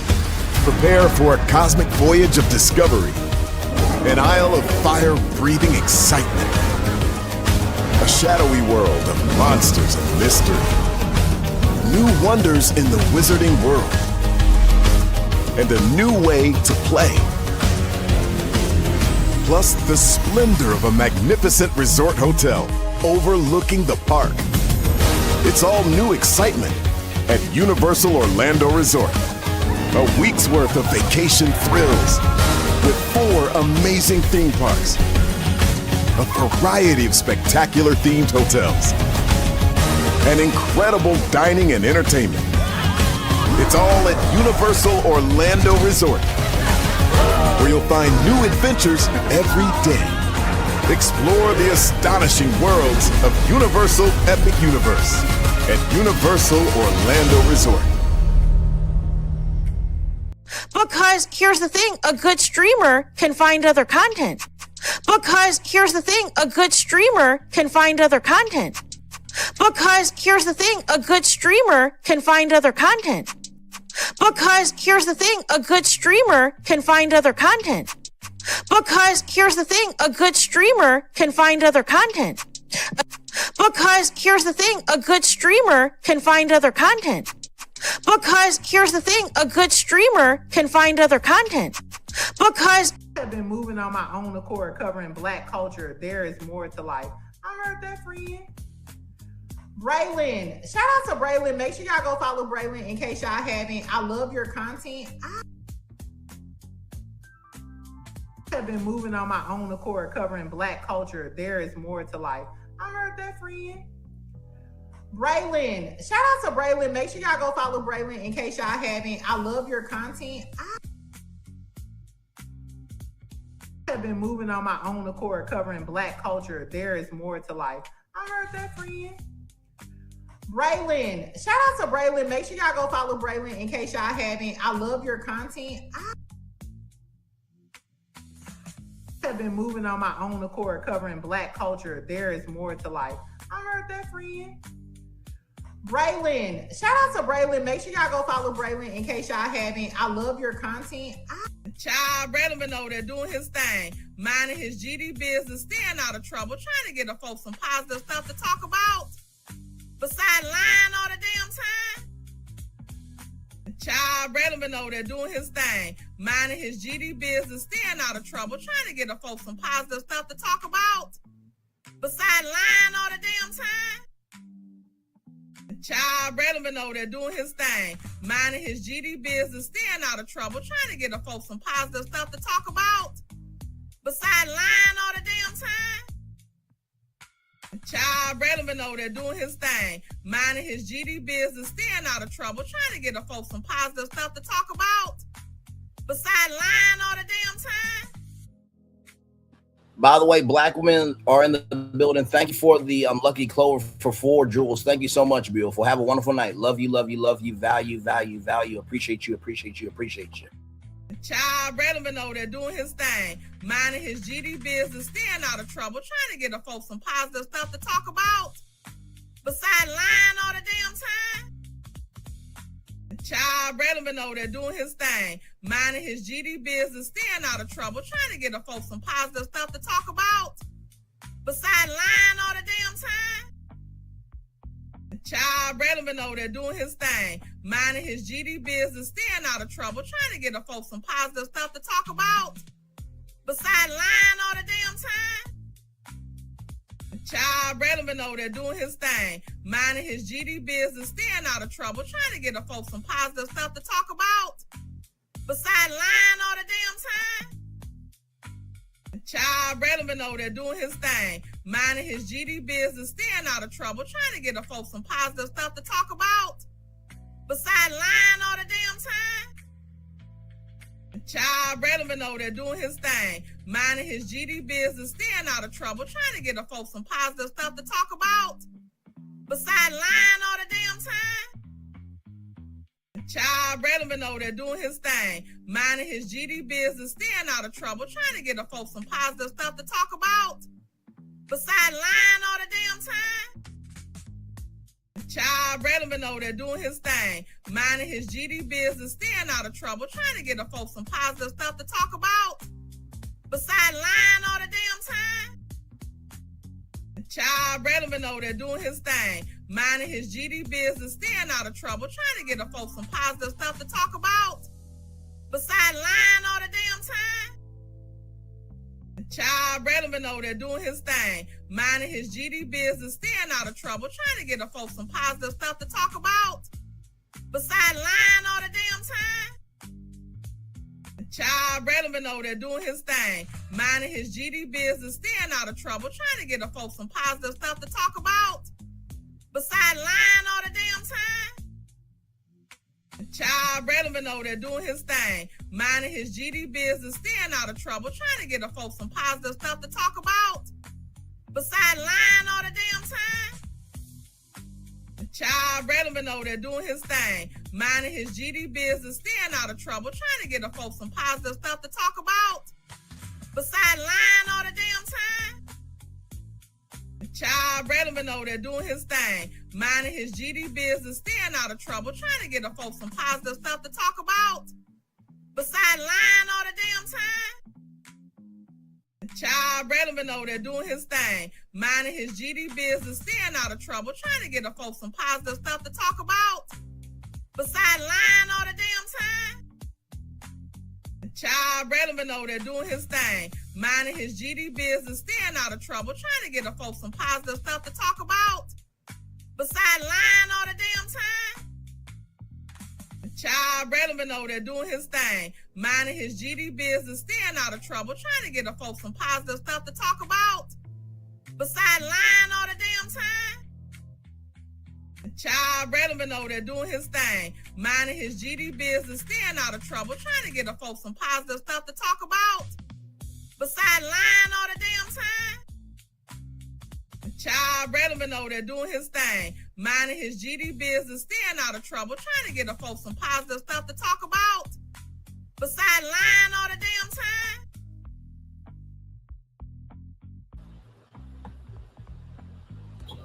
Child relevant over there doing his thing, minding his GD business, staying out of trouble, trying to get the folks some positive stuff to talk about. Besides lying all the damn time. Child relevant over there doing his thing, minding his GD business, staying out of trouble, trying to get the folks some positive stuff to talk about. Besides lying all the damn time.